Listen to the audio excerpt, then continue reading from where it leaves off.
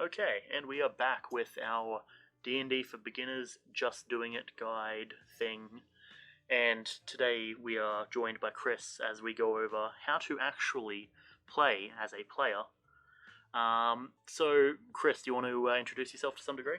Hello, I've been playing D&D for a while. I think I was one of the first in the group, yeah? Yeah, you were. I remember you specifically were telling me about it as we were faffing around after school, and you were like, "Oh yes, I'm playing D&D. I'm playing a dwarf. I know things about rocks." And I was like, that sounds fun. I want to also know things about rocks, so let's do that. How similar that is to... Yeah, I mean, because I'm guessing. Actually, wasn't that your Oh, that's the same campaign. We're playing the same campaign, yeah. Oh no. Okay, so for the clarification of the two people who are listening, we are playing Minds of Fendelver again. However, of course, we have a different DM this time, which is what it is. But Kris originally was telling me stories about his time playing Minds of Fendelver the first time, and so of course those dots just connected. But regardless, we are basically going to run through some basic notes as we did last week on how to be a DM. But this time from the perspective of a new player who may or may not have a party or have a group to play with. And then we can have a turn using these rules, try and actually build an interesting character. As you can see on the right side of the screen, we have Aurora character builder, which is one that our very own mastermind from previous episode and here in chat has actually shown me, and I've made it a note to go and start playing because it seemed, to start using rather, to try and see what it feels like, and I've at least enjoyed how it seems to work. It is very good compared to the app that we have on our phones, but that of course brings us into our first note that we'll make is when you're building a character, know what specific things you're going to be building on, what specific app, what specific idea, all that sort of stuff. So talking at least personally for me, of course, I've got the application, and I think basically everyone in the group uses the application to build it. Clarify, have you said which application it is? I have not. It is the D&D... First edition character creator. First edition? Fifth edition. Fifth edition, yes. The fifth edition character creator. Yeah, so that's the one on the phone that we use. Yeah. We do have a paid version that all of the boys use. But yeah, we're not sponsored. That one paid? Our one is paid, yes. Oh. Yeah. Aurora, the one that we got on screen, is not, but the one on our phone is.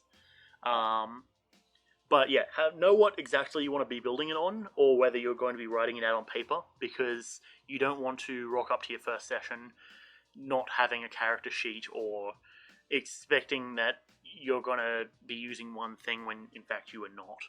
So that's at least a good first start. Of course, for the example here, we'll be using Aurora. Make sure that it's cleared with your DM as well. That's true as well, yes. It is a very important thing that you cover everything with your DM. And honestly, in my opinion, and I'm sure Mastermind probably would agree, build characters with your DMs, because it allows for so much more integration into the world and the story if the DM knows and is aware of what you're doing. But that being said, that's at least our first point. Now, Kris, you've mentioned one actually today while we were on our drive earlier that I find is actually quite interesting and important, because it's something that I very much want when I'm looking for my group to play or to DM for, and that's having a constant character voice. I'll let you describe what you want with that one. Yeah, so it's very good to have a character voice that you can do consistently, not like one that you'll get tired of quickly. The more consistently you can do it, the easier it is to stay in character. Yeah. So any voice, any imitation that you can do, it works as long as you can do it consistently. Yeah, keeps you in character. And the thing is, it can be as small as something as slightly deepening your voice, or perhaps lightening it to go and try and do a higher, maybe an elfin tone to some degree. Especially if you're new as well, because I have had many times where, as a DM and as someone trying to orchestrate the story, where we'll have the group just make a joke out of character, but having everyone go back to their character voices provides a proper In and out, guideline. like a Yeah. separator. Yeah, absolutely, and it shows exactly when your character is talking and when your person is talking, because there have been quite a few times when... Are you saying that to the character? Yeah, and No, I am not. there's especially with some of our more questionable characters in the past, Yes. with your characters roasting some of my NPCs, and I'm like, so are you actually saying that to them, or no? And everyone's like, no, it's just a joke, don't worry. And I'm like, okay, cool. Just making sure, because this character would not be happy being called a camel-faced numpty sort of stuff. Yes. But, yes. So that's a thing. Now, another one that we've got written here, which was also of Kris's description, is make sure that you as a player are able to take notes. Even if that's quickly doing dot points on a piece of paper, or if that's you bringing a nice looking notepad to the sessions. I know Mastermind here is somewhat known for bringing nice leather bound character styled notepads. You don't personally think a voice is necessary, but definite distinction between your normal speaking voice and character acting voice. Absolutely. I'm saying a voice makes it easier because that's gets you into character. Yes, absolutely. So that's the voice that you can. Yeah, and ironically, actually, going back to the whole thing with the voice is there's a certain way of thinking that comes when you are using a certain type of voice. Say, for example, going to the character that I used in Mastermind's campaign back in the day, Jin. He to some degree had, and granted, that was of course back when I was a lot less proficient with doing voices.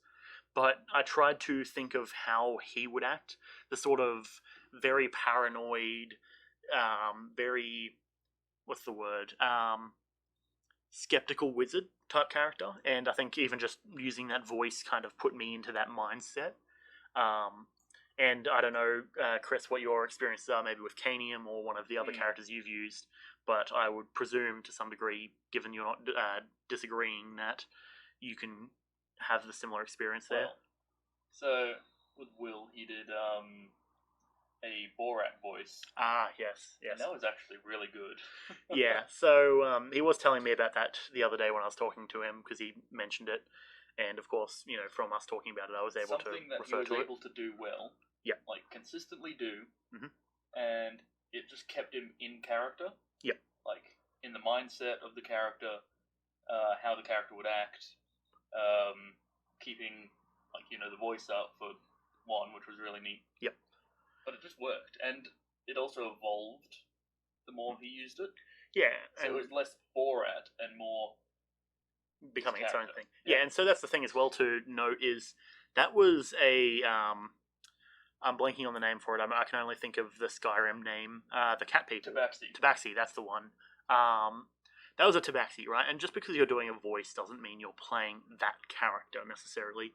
A voice is more of an anchor point for specifically the way that your character interacts with the world vocally, right? You don't need to be sitting there trying to build a Borat equivalent. You don't need to try and be building Borat. Don't do that. Definitely don't do that. But just having that simple thing is such an important thing to do. And as a DM, at least perspective, there's been quite a few times where I've been in the zone listening to music, usually from Hero Academia, and I'm just driving. I drive into where we're driving past today, and I've just got music blasting, and I'm just going through my head of different voices that I can use for different characters, NPCs, characters in the future that I could play. It's extremely useful as both a player and an NP and a DM, but it is more definitely, I would say, consistency is important as a player, but having a range tends to be useful as a DM. Yeah, you need a range for a DM, but as you said, sticking to something as a player. Yep. All you need. Yeah, and it can be something as simple as just, even if you on the character sheet of the NPC, or if you have just whatever, I have a small notepad, just put dash deep voice, sort of gravelly. A Russian accent. Yes, certain accents. Accents are extremely useful. If you're good at doing like an accent or an impression, stick with that. Yeah, and if all else fails and you're playing a dwarf, go Scottish or Irish, because that's what we all do. That's what everyone does. It works. Yeah, and it's just something simple. Everyone can do. Oh yes, I'm a. That was Irish more than Scottish. Okay, I won't try and make myself look like a fool much more. Yeah, no. Yeah, no, but you get the idea. Mastermind says practicing vocal techniques is very helpful. You often find new things you can do with your voice just by fucking around speaking. Absolutely.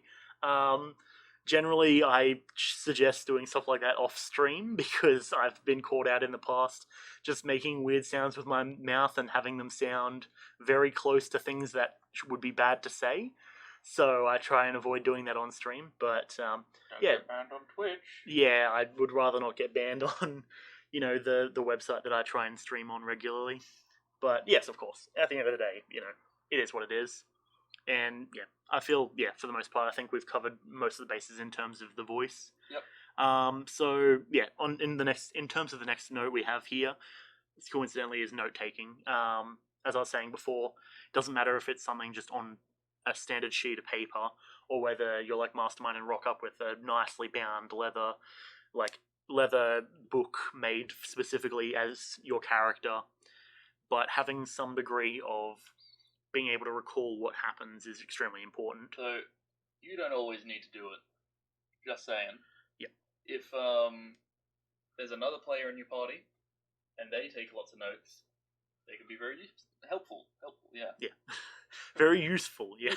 Helpful, yes. Yeah, so that's the thing, right, is, and I feel I should also preface it by saying this is also extremely dependent on what type of campaign you're playing.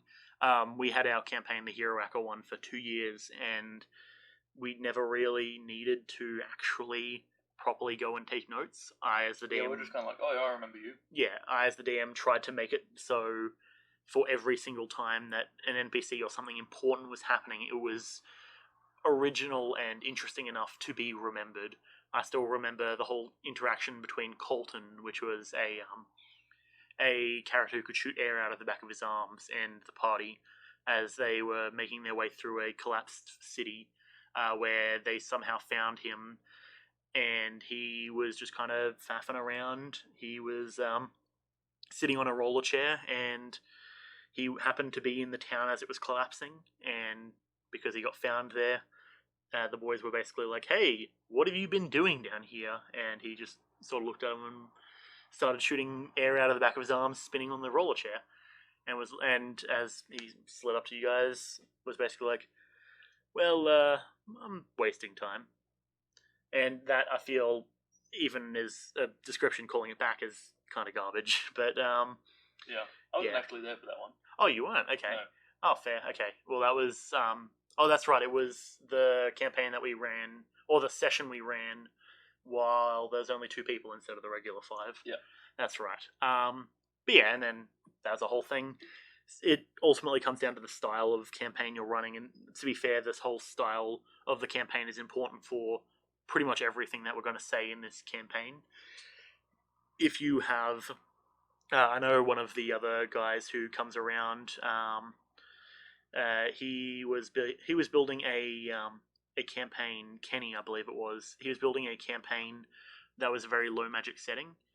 Sometimes, say for example, one of the notes we'll make later on is party composition. You might not need a wizard, or you might not need a warlock, depending on the actual setting of the group and the campaign. But ultimately, notes are something that generally you'll probably benefit from. Also, quick note on party composition. Yep. If someone goes, oh, we've already got a healer, we don't need you to be a cleric or a druid. Yep. Ignore them. Yes. You can never have enough healers. We really need a healer. You don't need to listen to that either. Yeah, absolutely. And we'll get more into it later on, but ultimately these are general guidelines of what we would suggest. Yeah, absolutely. It's at the end of the day, it's a game. People aren't going to be... or people shouldn't put you up onto a big old stick pyre and start setting it on fire just because stick pyre? Yes. I couldn't remember the name for it. Pyramid of Sticks. I think it's just pyre. A pyre, yeah, I guess. They're not going to set your pyre on fire for not playing whatever. Yeah. But yeah. So I think, yeah, at least in terms of note-taking, and as Mastermind says in chat, he gets a new book every character based on the concept of the character. For example, he's got a spell book looking notebook for his wizard. And that's dedication to the point of respect, I would say. But that's also on the assumption that theoretically, welcome back. We're just complimenting you on your what's the word? Expanse of note taking materials. But that's because I presume you know that at the end of the day, even if a campaign falls through, you always are probably going to be playing another wizard or another druid or whatever. Whereas personally, for me, when I take notes, I just have a ton of leftover notebooks of stuff like, books where I've written math from high school, and for uni, I've written a bunch of stuff out in them. And there's just a spare, 10 pages at the back where I rip out, I either rip out the pages or I just take them and just start using them as notes. That being said, you're at the stage where you can just buy more cheap books. That works too. All things considered, do whatever works for you. I think that's the most important point on that is if the campaign isn't a campaign where you need to take notes, or even if it is, do what works with you. I know a lot of DMs can get kind of annoying sometimes when it comes to them overly suggesting taking notes, especially if they haven't prepared a campaign where note-taking feels necessary. If everything is very, standard and plain, then why would you take notes? That sort of stuff. If you have several hundred pages in the book, you'll reuse it. Of course, yeah, it's, you don't want to be wasting money, essentially, at that point. So yeah, that's an important thing. But yeah, I would say that actually moves us on to the making a character. And it's something that we can flick over here to the actual specific app here, where we have essentially all of our stuff here. Now I'm going to throw it to chat, specifically Mastermind, who I believe is the only person in the chat, to, for the sake of helping us through, would you do us a good old solid, and when we call out certain stuff, if we don't know what to suggest, basically throw something over to us in terms of, later on, for example, if we have a goal that we're trying to think of, which this app makes it pretty easy for goals and such, but if we don't have anything on the top of our mind, throwing something over to us. But yeah, so in terms of making a character, we'll start with the very basics of, you should go through the player's handbook. Generally, most places that you go have a player's handbook available, and we were talking before we actually started recording, where neither Kris nor I have actually read the player's handbook from cover to cover, but I think we've both read enough of it to be capable and proficient in making intelligent decisions in terms of how to play the game, right? A lot of it does come from just osmosing intelligence and rules towards us as we play games. Some of it, of course, when we need to verify something, we can justify it or check the book for it. A lot of people use rules lawyer as an insult. Yeah. I disagree. Yeah, absolutely. I think, and to be fair, I don't blame you for disagreeing, given that is also very much something that I could see you being classified as to some degree. Only thing is, rules lawyer is bad if you do it in a negative way. Yeah. If it ruins the fun, don't do it. Yes. Example. Yep. We had a druid and a sort of new druid come into a later game. Yep. Kind of high level game. Mm-hmm. And he wanted a breastplate armor. Yes. Druids can't wear metal armor. Yep. And nobody seemed to notice this. I didn't want to ruin it, so I just let it slide. Yeah. At the end of the day, and that as Mastermind says here, there's a difference between someone who knows the rules and someone who's a rules lawyer.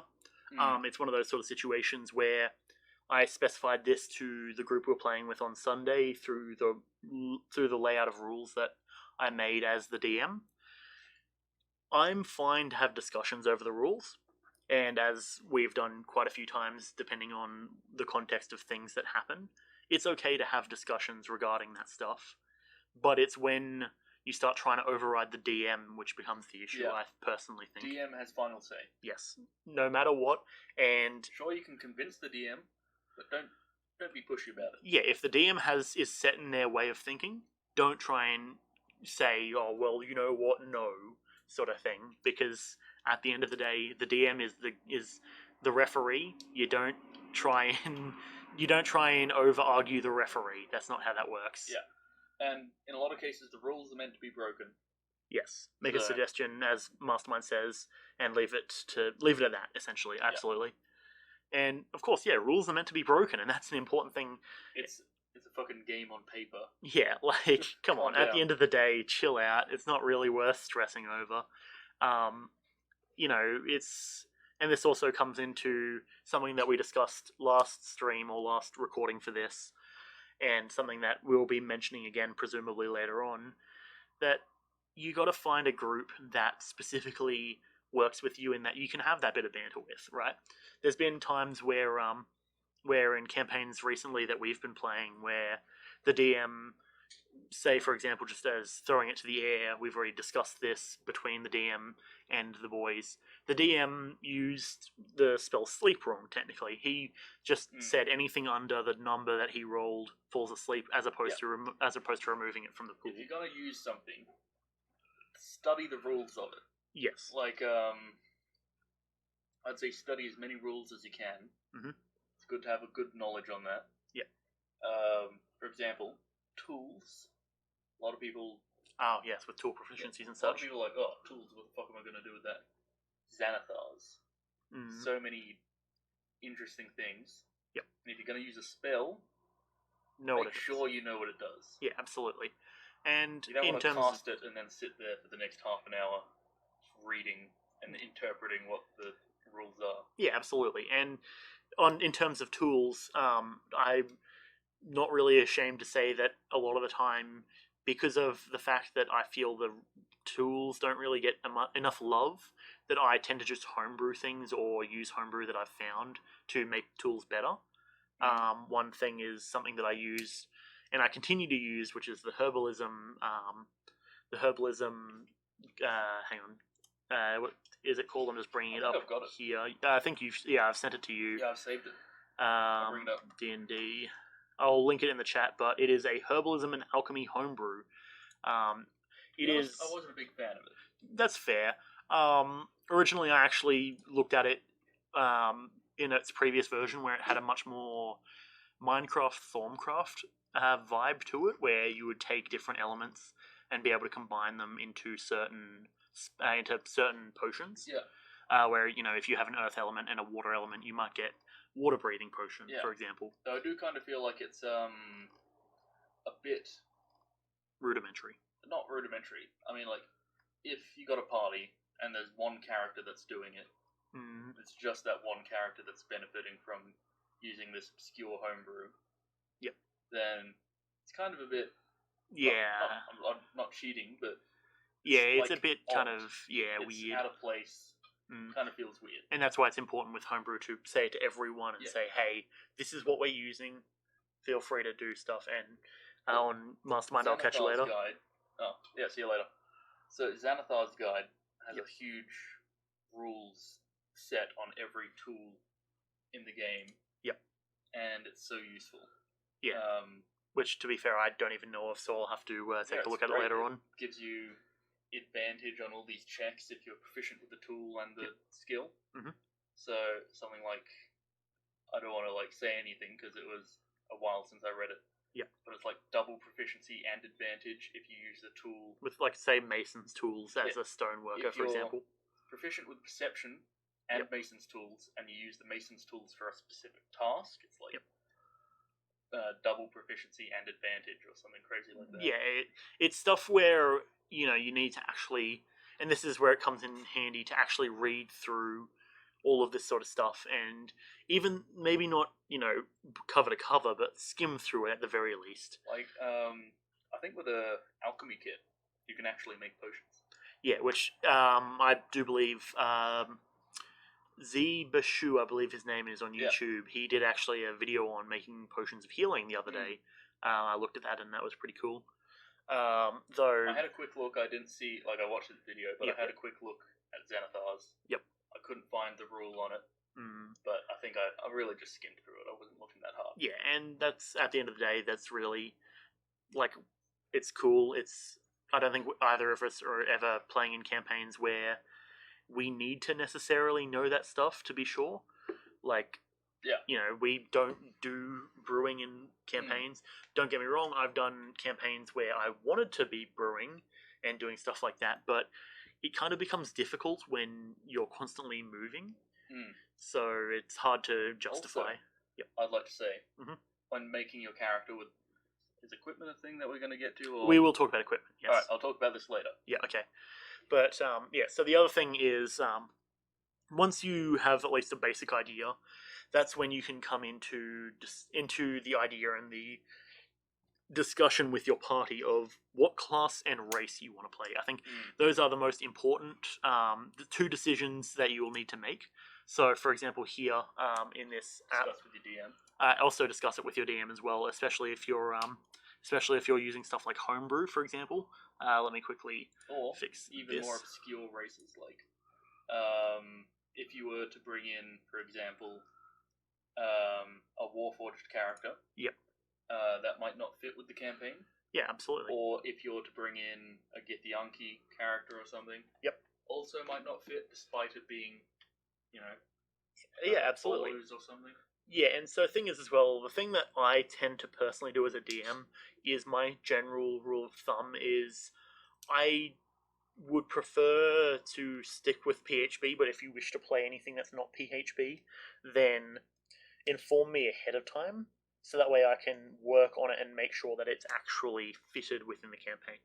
Because personally, I very much like the dynamic between Halfling, Gnome, at least PHB, like base races and such. Halfling, Gnome, that style I tend to allow. But, if you're doing weird variants of like Asmar or weird variants of Tiefling, all that sort of stuff, generally I do prefer it if you make sure that you run it through me, but that's just my personal preference, honestly. At the end of the day, it just shows how much it's important that you discuss with your DM and you make sure that they are filled in on what exactly it is that you're trying to do. Likewise with the class, stuff like Artificer, stuff that tends to be Unearthed Arcana. You go. If for like example, you're doing like a Lord of the Rings style campaign, very traditional high fantasy stuff. Yep. And you bring in an Artificer, that might not fit.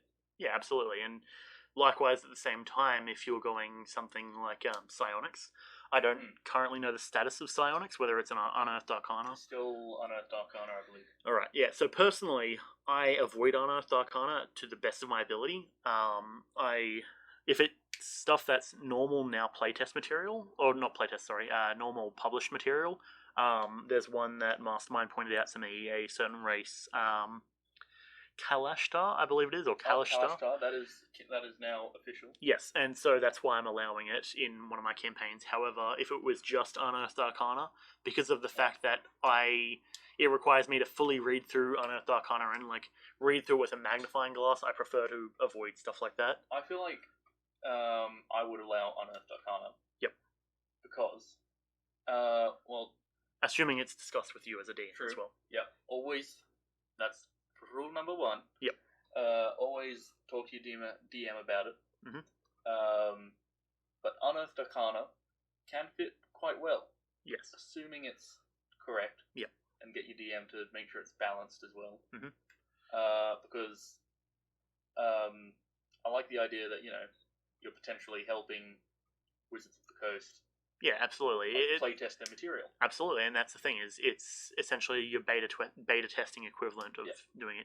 And that in itself, granted, it doesn't make too much of a difference if you're not going to report it back to them, but it is something where you can possibly put yourself into a position to have a say and do stuff like that. And frankly, that's something that I think is extremely important.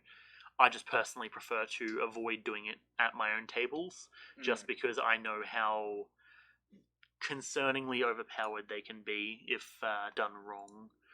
But of course, there are some ones that really don't fit. Yeah, and it is what it is at the end of the day, but at the end of the day, it's best to just be summarized to say, talk to your DM. If they're running a loose campaign, then do whatever works, but at the same time, be careful. So what we're going to do here is we're going to run through and create a rough character. I'm going to say, let's go for, theoretically, we want to build. Kris, you've had a bit of experience building warlocks recently. What do you say about building a warlock? Yeah, sure. Okay, so we go, warlock, what race do we want to use? I want to avoid something like tiefling, however, maybe something that still gets some degree of benefit. I'm thinking maybe half-elf or something? Could do a Yuan-Ti. Yuan-Ti? Okay, do we have Yuan-Ti access on this? I'm unsure. I'm not sure, but... First, I mean, we don't really need to find an image necessarily, but I'm just clicking through in the meantime. Yeah, so we go Yuan-Ti Warlock. That sounds like it'd be pretty good. In this specifically... something different, mixing it up a bit. And we'll call it...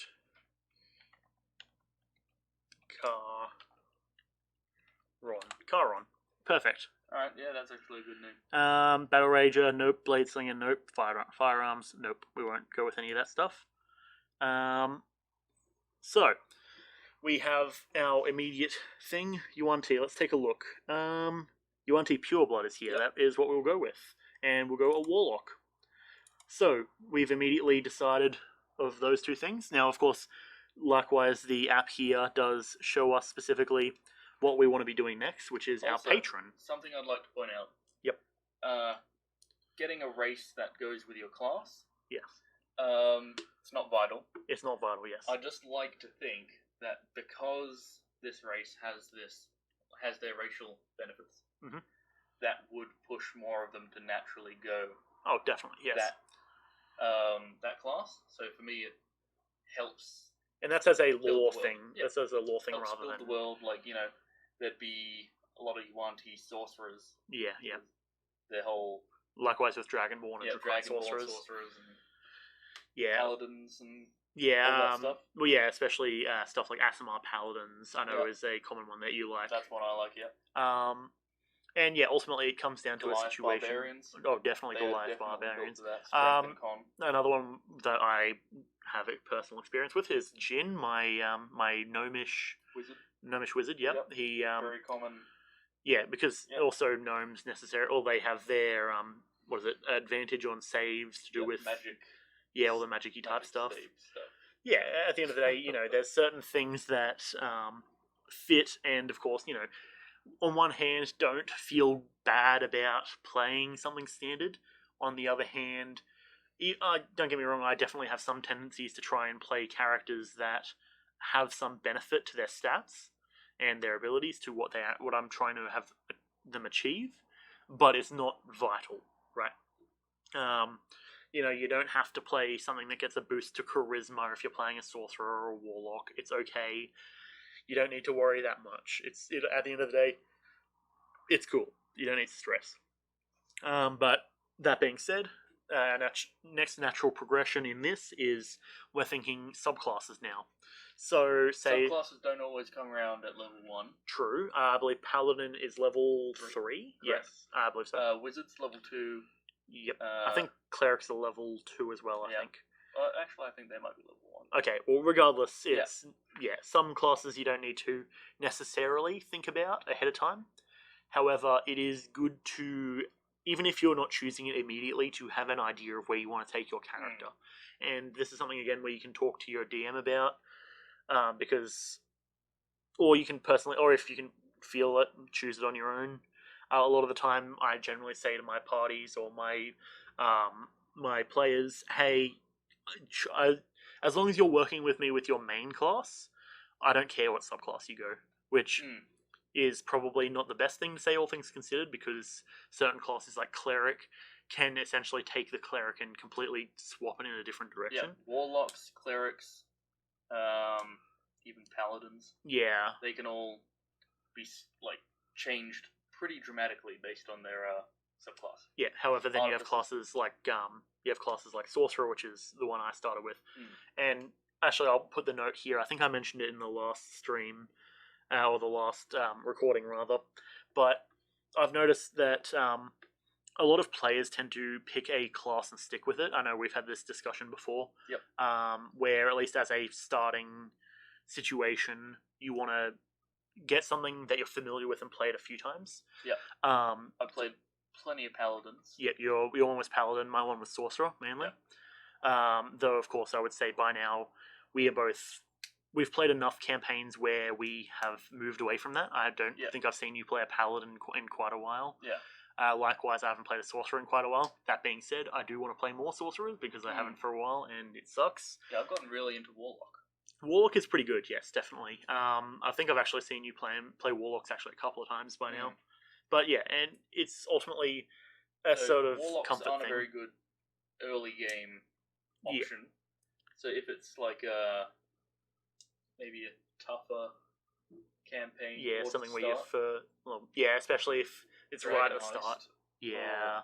That was terrible. Oh, it was, yeah. In that campaign, essentially, I played a paladin and Kris played a warlock.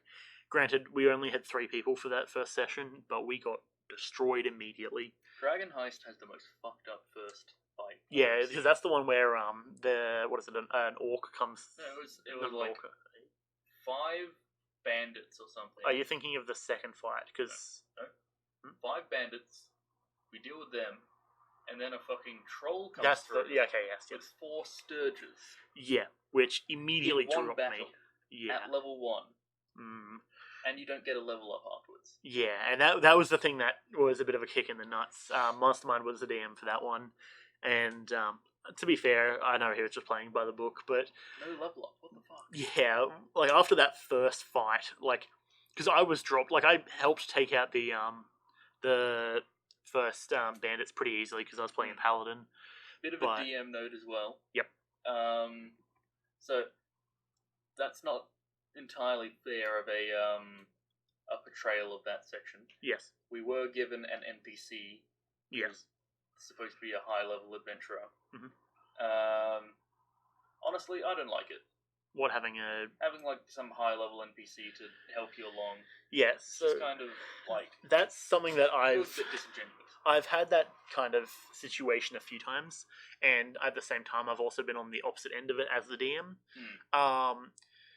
On a storytelling perspective of it, and this is getting away from the whole character building stuff, but on a storytelling perspective of that, it's essentially having a mentor-esque character, except it's such a trope at this point that everyone knows the mentor teaches the main characters a couple of things, then goes off and dies, and because they die, that then forces the players to adapt and grow.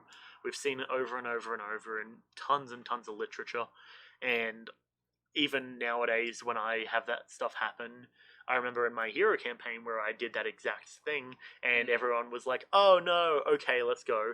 Or because you guys had the funeral and you guys end up between the 4 of you eating an entire turkey. Yeah.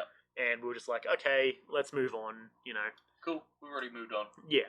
And because, to be fair, at that point, you guys had already gained whatever you were going to gain from that mentor.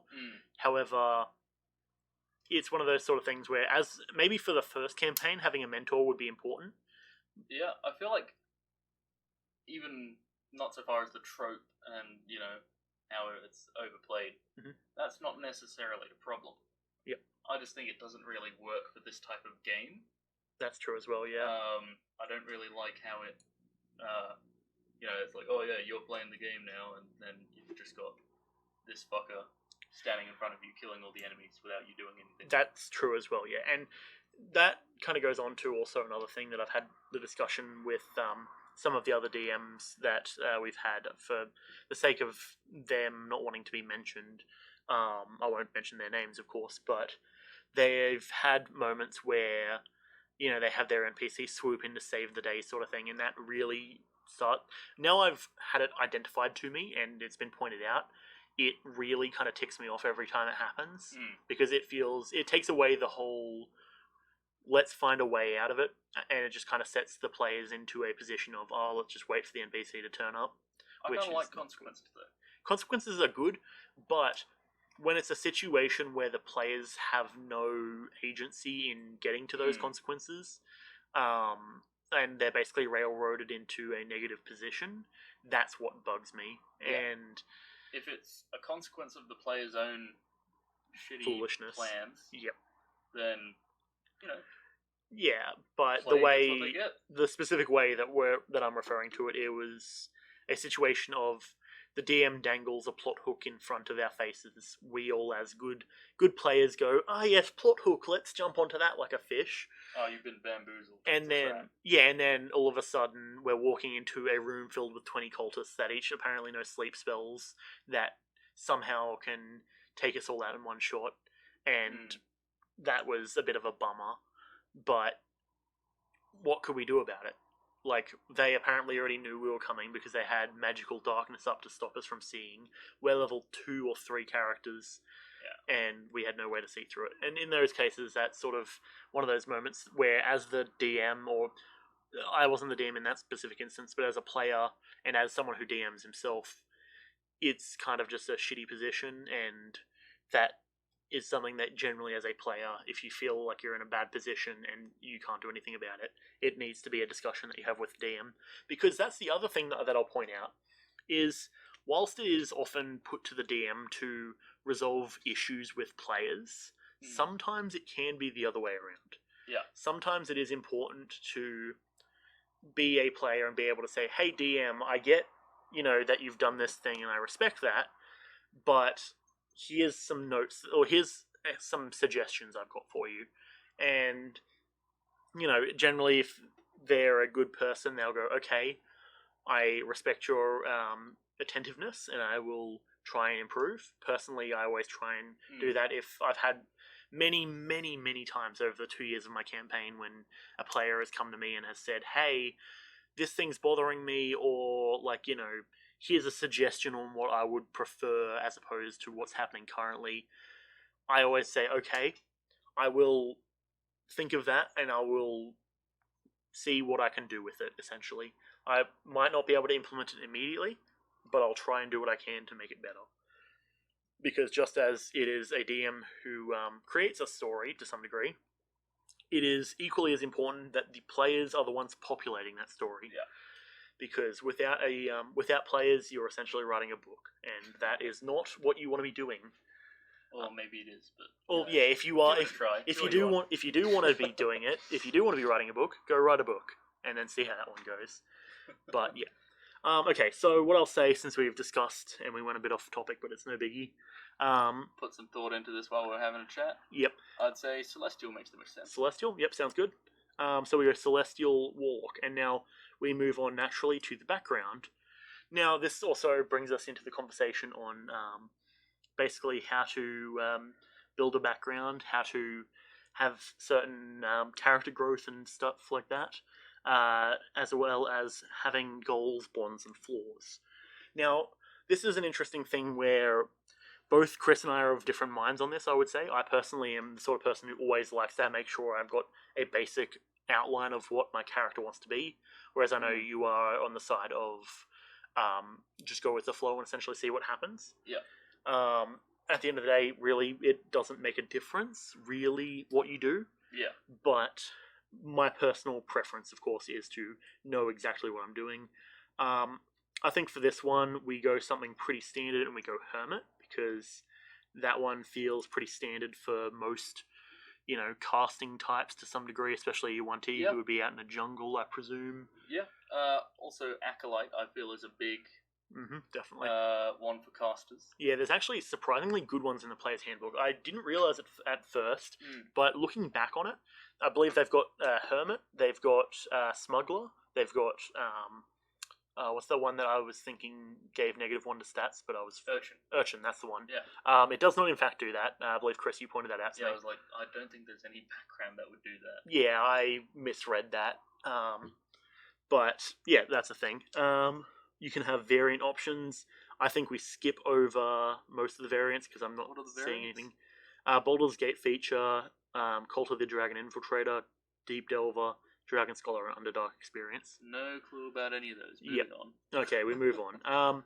Okay, so now here's the thing where we're discussing what background you're really working with. The first one is the Life of Seclusion.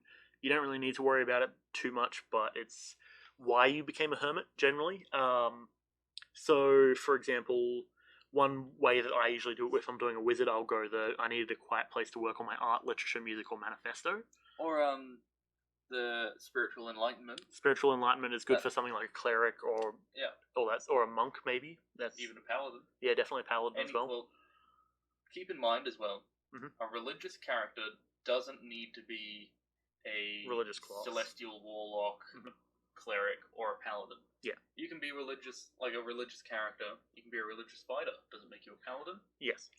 Likewise, you can also be non-religious, but I would suggest, unless you're entirely sure of what you're doing and you're a seasoned player or seasoned veteran, in which case I don't know why you're watching a beginner's guide to D&D. But to listen to. I mean, yeah, if that's what gets you going, but sure. But likewise, you don't need to have earlier, like a non-religious realm paladin. Possibly, yeah. He's serving the king. It's his belief in the leader. Yeah. There was one that our friend and also the DM of the story we were telling earlier, he was saying he was playing a cleric that didn't actually have a god. It was I don't know if it was a custom built thing, but the idea was that the god had been taken away and he now has essentially void power since whatever. I don't know the necessary background details about it, but interesting. Yeah, it was a weird one. That being said, religion is not really necessarily something you need to stress over too much. Don't stress about it too much. All these details, you don't need to stress about too much. Yep. You can build it as you play your character. Yeah, absolutely. And I feel like that's the best way to do it. Yeah, so I would say, personally, I would like to think, a couple of years in that I'm pretty decent with doing D&D and stuff, so I can handle this stuff. If you are feeling, constrained or anything, feel free to just say, nah, screw this. I'm not really too interested in trying to do this, and just trying to play the character as an extension of yourself. I know that for quite a while, some of the characters that I played were just basically extensions of myself. I presume you've done some degree of the same. And that's cool too at the end of the day, because that means, if you're playing yourself in a game, you know what you do. Yeah, you know exactly what would happen. On that as well. Yep. We're going to go with that. Okay, yeah. But yeah, and so that's the whole thing of flaws and stuff. And honestly, it does almost ironically give an introspective look onto how you do things as a person. I know for quite a while I was a lot more kind of uptight about certain things that I did. I stressed a lot more about making sure that I was on time and doing this and that. And nowadays I would like to think I'm more of just, I'll do things as I do things, I'll get there as I get there. There's no point rushing to something that doesn't need to be rushed towards. It is what it is. But if you're playing a character, don't be afraid to act from the perspective of the character. Oh, absolutely. As long as, you're not being a dickhead about it. Yeah, of course. And so this is actually something that I find Don't go with the trope of, I'm a thief. I'm going to pickpocket my party. Yeah, so that's something that we have experienced before. Was it? Yeah, or it's something that I've experienced before with a very specific belt of giant strength that my wizard had. I remember. And we had a combination of our warlock in the party and the ranger in the party try and steal from me very clearly in the middle of, we're just doing my thing, and then all of a sudden everyone's sidling up close to me with this new magical item I've got, and I'm sort of sitting there like, hey, guys, can you, fuck off? This is my belt, very clearly, that I got from the deck of many things that I also got that, were set in motion because of myself and my good luck with the DM. Can you, not do that? And, yeah, that was a whole thing, thief trying to be a thief, and I was just like, you know what, if you're not going to move back, I'm going to start casting, because I'm a high level, I'm a decent level caster by now. I've got Thunderwave, I've got plenty of other spells I can use, and if you're not afraid to steal from your party, I'm not afraid to hurt the party, because at the end of the day, it's not like they were doing very much for the party anyways. Ooh. Thanks, Mr. Devil Deal, who screwed our party over and everything. Spicy comment. Yeah, no, it's fine. I don't think they're going to ever really listen to this, so it should be right. Yeah, I don't think they will. Yeah, it's fine. They can come at me if they want. They still They still did make a devil deal with a devil, and then fuck our party over for quite a while. Cool player building tip. Yep. If you come across a devil, probably don't make a deal with it. Yeah, that's generally not only don't make a deal with it, but don't sell your entire ancestry's soul to it. Or souls rather. Souls, yeah, plural. multiple of them, a lot of them, for power. Because I'll tell you what, chances are it's not going to go well. Generally, that's my Zach's quick tip of the day. Don't sell your soul. Or any other people's souls. Like, I guess you can make a deal with the devil if it's like, kind of mutually beneficial. Like, but chances are if it's a devil, they're not going to be given something mutually beneficial. Unless it's to take on demons, which we've had the discussion over. So we've had this discussion. Yep. I say that devils aren't that bad. Yes. They see themselves as protectors of mortals from the demons. Yes. So they want to protect as many mortals from demons so they can come along later. And then just take all the souls. Yeah. Yes. So, they might ask you to, this is more of a DM tip for plot writing than... Yeah, this is like lore and everything. Creating. Yeah. But, a devil might go, hey, I know some demons that need killing. Yeah, and so we discussed actually, almost a story of there's just a human who somehow ended up in a devil army trying to take on a bunch of demons, or a party that has ended up in this army, and the stories that would go on with that. Yeah. But would I make that into an actual campaign? Probably not. But it was at least a funny little thing that we came up with. Okay, so that being said, let's quickly skim through some of this stuff. Life of Seclusion. What should we say? I need not spiritual. There's a whole. I'm thinking Caretaker of an Ancient Ruin or Relic. That sounds fresh. That's fresh. Yep. Yep. Yuan Ti, it kind of suits them. Yep. Personality trait. I've been isolated. No, I honestly. Okay, here's the thing. Now, you might disagree with me on this. I hate characters who don't vocalize themselves. Who just, oh, yeah, okay. Yes. Like, I really don't like that. Yeah. Like, and I'm talking characters who just don't. Like, if you're talking something like Kratos, where, he's like, boy, and is very soft. Yeah, he does speak, and he speaks a lot, and that's the important thing and that's why I like Kratos as a character. Kratos from God of War specifically. All of them. Soft reboot. All of them, actually. He doesn't really speak that much. He does a bit. He does, but it's very little in the original games. It's enough to convey his perspective on stuff. It's not just punch. He's not just standing fucking still and quiet while someone's like, ugh. Yeah. Are you gonna answer me? Shut the fuck up. Yeah, and the other thing I'll point out, actually, because it comes to that same note, is intelligence doesn't necessarily dictate how well you can speak. Likewise, neither does wisdom. Charisma does a bit, but not entirely. Well, I don't know. I'd say you can be quite eloquent and still low charisma. Yeah.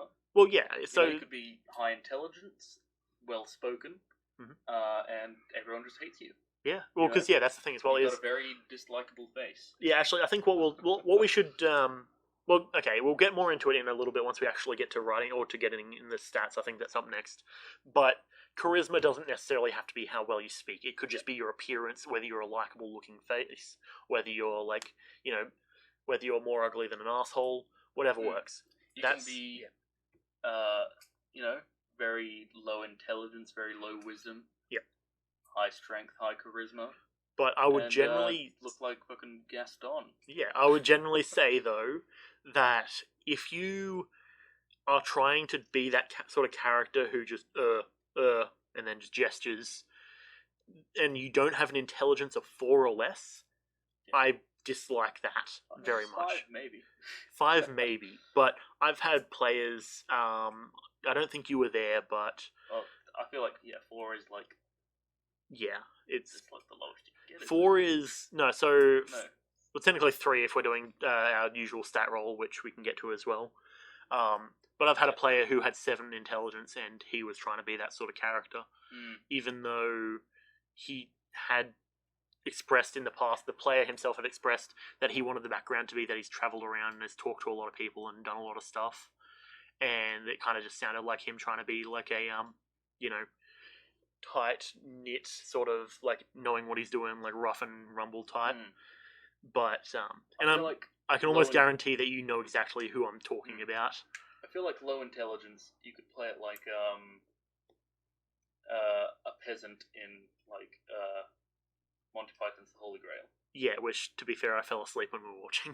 It's a good movie. It is a good movie. I do need to watch it, But like, yeah, fully. you can, just being like a peasant in that, you know, they're quite sort of... Yeah, like the way they speak. Yeah, I mean, you don't need to be like, oh yes, I know differential calculus and I know how to model 3D geometry on a graph. Like, it's fine. You can just, like, you can have low intelligence and speak. Hell, a lot of people on Facebook do it. But, like, you know, don't stress, usually. Again, it's purely just my opinion on it, but Yeah. I can't stand characters who don't speak. Yeah. Because then they are the sort of players often who, out of game, will be like, oh, well, why didn't you do this? And it's like, yeah, because you didn't communicate that you wanted us to do that. Like, to be fair, you could potentially go like an old one warlock. They start off with telepathy. Yes. You know, you're not really speaking. Okay, and Kalishtar is the other thing. Kalishtar also have telepathy. Do they? Yes, so that was the other thing that spooked out some of my play, or some of the characters in the campaign I ran, where, you know, they'd heard Mastermind speak normally, and as they were trying to stealth around, all of a sudden they start hearing Mastermind's character's voice in the back of their head, and in character, the characters themselves freaked out because they're like, what the hell is going on in the middle of a kobold cave? And then the kobolds are like, what's going on with that?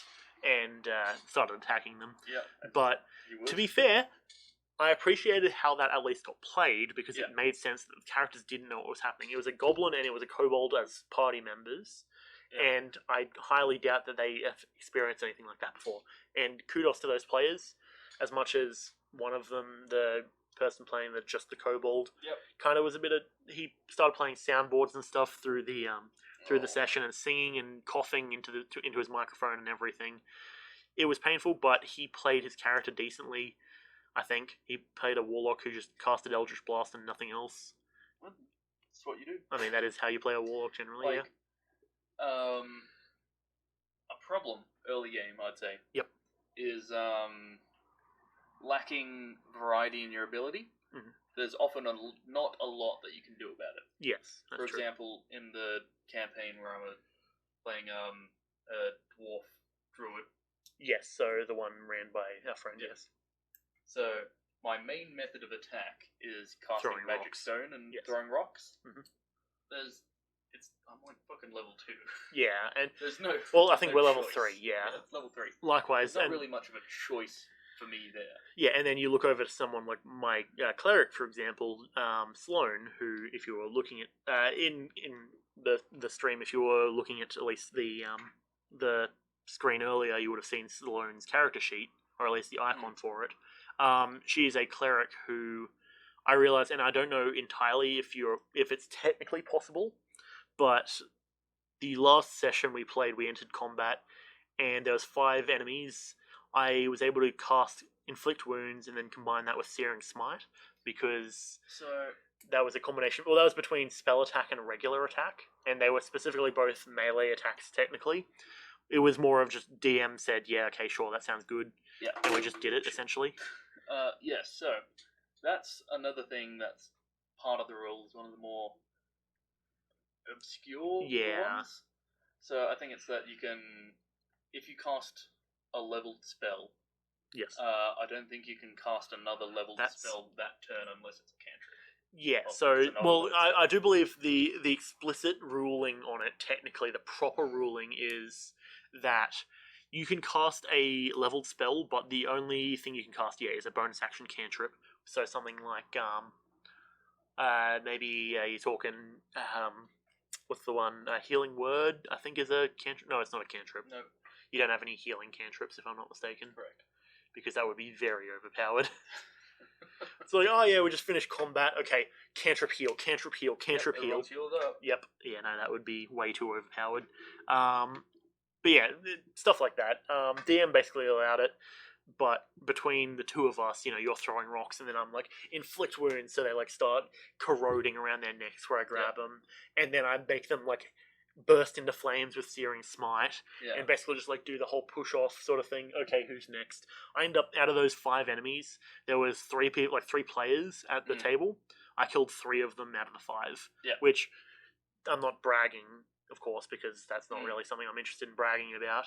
But it's just it's a noticeable difference between the capabilities of one character compared to the other. I was more built for support. Yes, absolutely. My only real attack was throwing rocks. Yeah, absolutely. It was effective, but it's just like, oh, what are you going to do this turn? Oh, I'm going to throw a rock. Yeah, and thing is, that was something that I tried to avoid in my hero campaign, the whole custom built thing, of giving everyone a broad enough ability that allowed creativity. So, for example, you, with your crystal ability, you were essentially that one Ben 10 character, the Diamond Head.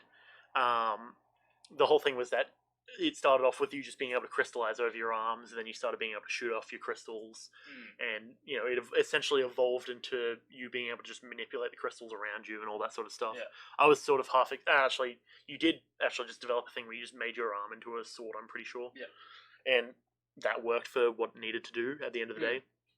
And the thing is, that was completely custom built, of course, because it was built after a show, and it went away from D&D quite a lot, but it was something that I think allowed for a lot of creativity. And, of course, granted, that was because that was something that we had sat down and talked about for quite a while. Likewise, I gave one of our friends the ability to have telekinesis. I gave one of our other friends the ability to shoot flames. He shot thermite first and then got flames. Yeah. I feel like creativity is good, but it can get too much if you don't get out of restrain hand. it. Yeah. It can become overpowered and My biggest mistake in that campaign was saying at the start that one of our players could use thermite, because it didn't occur to me until much later that thermite burns extremely hot, and anytime I tried to put you guys in a certain position where you were restrained, he was able to just say, "Oh yeah, no, I just heat up. I burn to thermite burns to some insane temperature. I don't have the number on hand," and then just break out of whatever shackles he has, because thermite burns basically everything. Yep.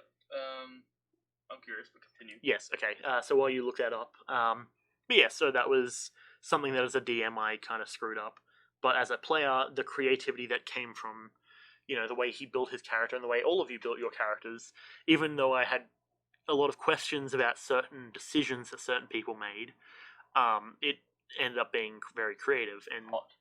Yeah, thermite is very hot.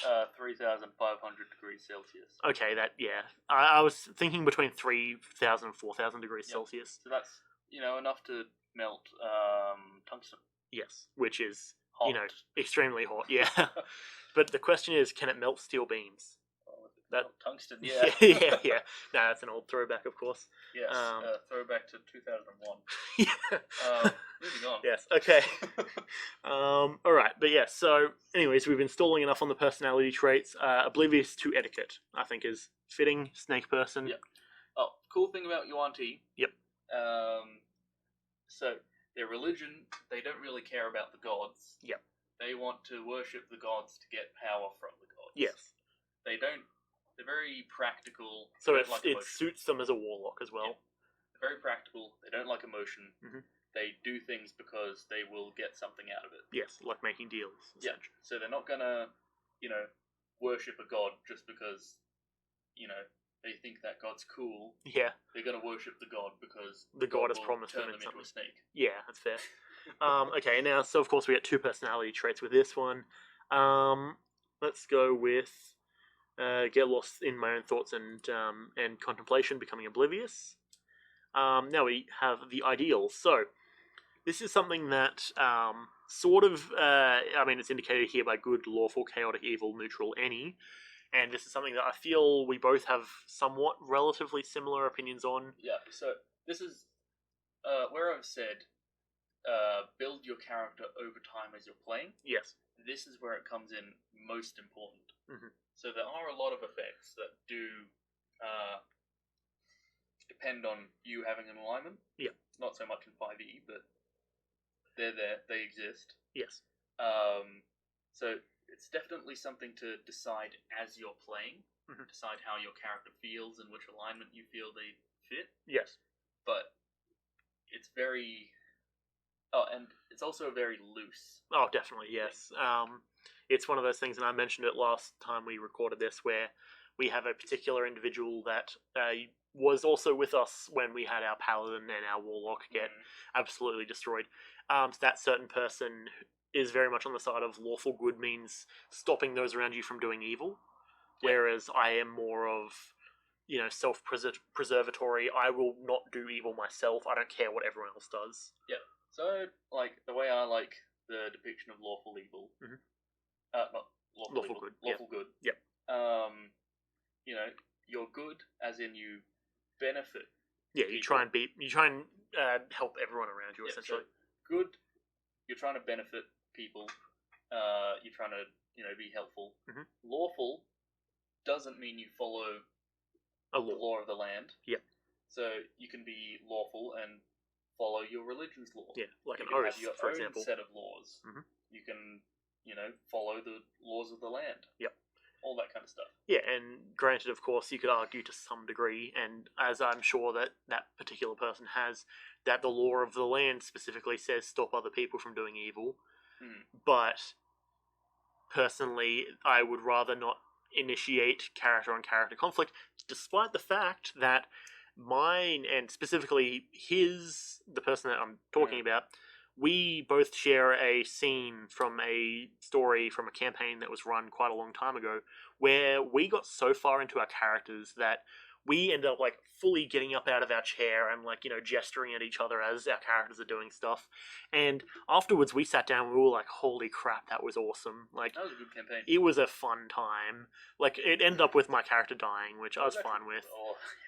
Yeah, I mean, everyone basically died. Everyone fucking died. Yeah. But it was a really good campaign. Yeah, and the thing is, even just having that moment of, it wasn't full in... the start of it wasn't character-on-character combat, but it became character-on-character combat afterwards. But for the most part of the interaction, we, fully went into, character, motivation of, all that sort of stuff. And that was so early in the campaign, so early in my time playing D&D and our time as a group playing D&D, that we were essentially breaking new ground that none of us had really tread on before. And I personally cite that as one of my main things that has gotten me into properly, being able to try and, be a player and be a character and everything. We played this session, probably an easy 4 years ago. Oh yeah, this was 4 years ago. This was year 11. So, the DM for that game, brought that campaign back. Was it that campaign, or was it a different one? Oh, I could have sworn that it was a separate campaign. You're thinking of the not Murloc, the Frog People campaign, yeah? Yeah. Because that was a separate campaign, I'm pretty sure. No. So, yeah, the assassination attempt and the Frog People theme campaign. Fair, okay. So, looking at it recently, that was such a well-made campaign. He wrote so much stuff for that. Yeah, honestly, because I've been planning to get his brother, who is the person who got us all playing it, because, it's his... So, the older brother, who is the DM that you're referring to, he's, 2-3 years older than us. Yes, which, of course, the younger brother is our age. We all went to high school and stuff together. But, essentially, naturally, because they have been relatively close together for most of the last, 20-something years of their lives, they've learnt a lot of stuff together and have back and forth. But I've been planning to get the younger brother on as, I don't know whether it's as a guest or as a co-host or something like that. We haven't really fully decided on the format yet. But it is definitely something that he can probably talk more in depth about, his brother's stuff. And then depending on how it goes, we could get the older brother on just to talk about his thing. Though something tells me that that probably won't happen, because that requires getting him over here. He can rope. I mean, he can, yeah, but that's probably going to also require a lot of us together. I mean, hey, maybe we do a group podcast thing. That would be cool. I'd be definitely down for that. Because I'd like to think I've gotten kind of decent at just solo talking quite a bit. But That was a tangent and a half. It was.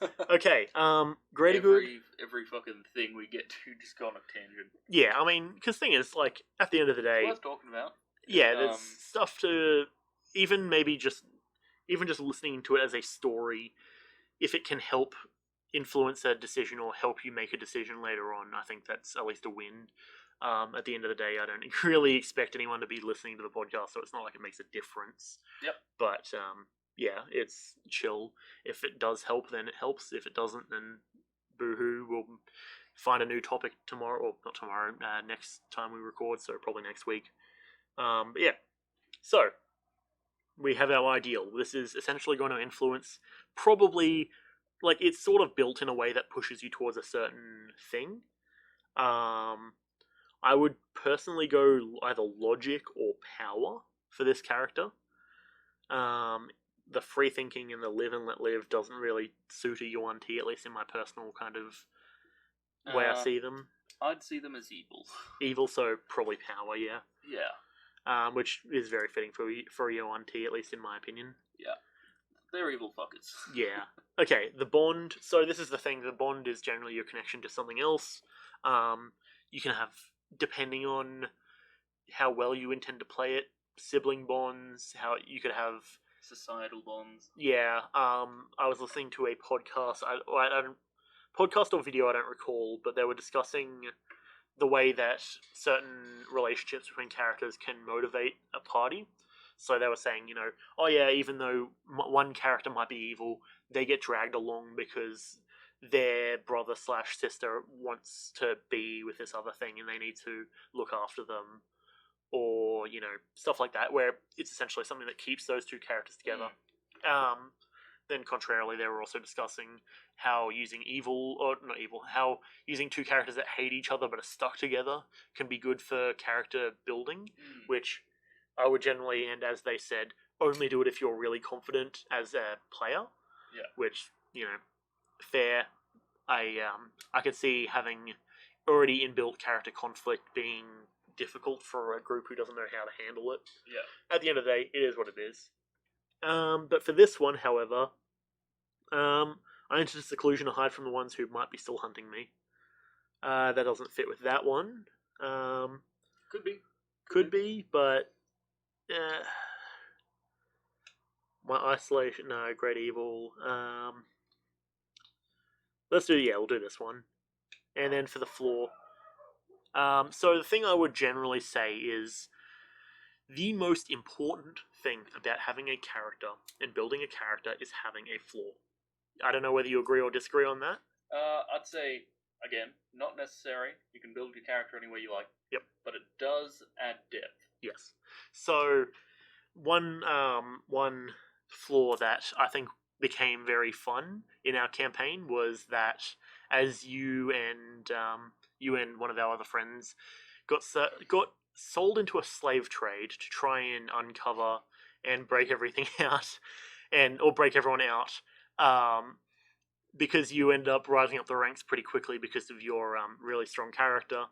You end up basically being, to some degree, in charge, in quotations. You helped run the place for a bit. Yeah. And that gave... I was the slave that ran the slaves. Yeah, pretty much, which I don't know how that worked. That was me just kind of winging it and seeing what happened. Calm down, bro. I'm just role-playing. Yeah, it's chill. But, yeah, and then the whole running... Yeah. Yeah, so Wolfgang, which is the character for our friend, I suppose we can just refer to him by that. There's a whole running thing where Kanium, Kris's character, ended up while they were working together, he would go out of his way to be excessively brutal towards him to make it look like they weren't working together.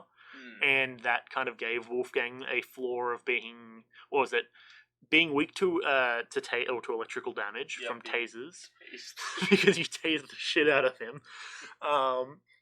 So that happened. What was it? That anytime, he's a light sleeper now. He can't sleep because you would come in just at random times in the night and beat the shit out of him. And tase him.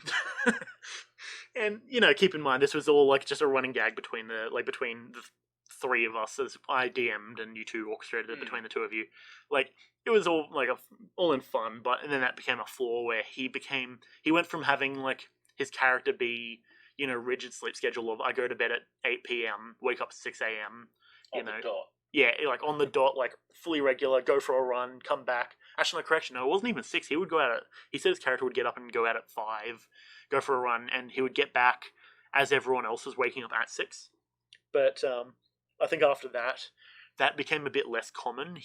I think his character wouldn't be able to get to sleep on time as much. All that sort of stuff started happening. Granted, that's also me just speculating based on trying to remember back for... Because the campaign hasn't been running for almost a year. I think, if not a year. Wow. Yeah, it's kind of weird to think about. That is odd. Yeah, but you know what I say? Let me just quickly go onto the screen so I'm not revealing anything too bad. But hang on, okay. Let me. If I remove that one, there we go. You see what this is? This is the map for the new hero campaign. Yeah. So in other words, I'm gearing up to get it going again. So we'll see what happens with that one. But yeah, okay. That being said, flaws, they can be fun, they can be small stuff, but they are honestly generally the best thing, in my opinion, for a driver of movement in terms of how your character would go about doing things. And of course, later on, the other important thing is looking at how arcs and character arcs are built and go about, where you can have a character grow out of a flaw, or depending on what happens, even gain a new flaw.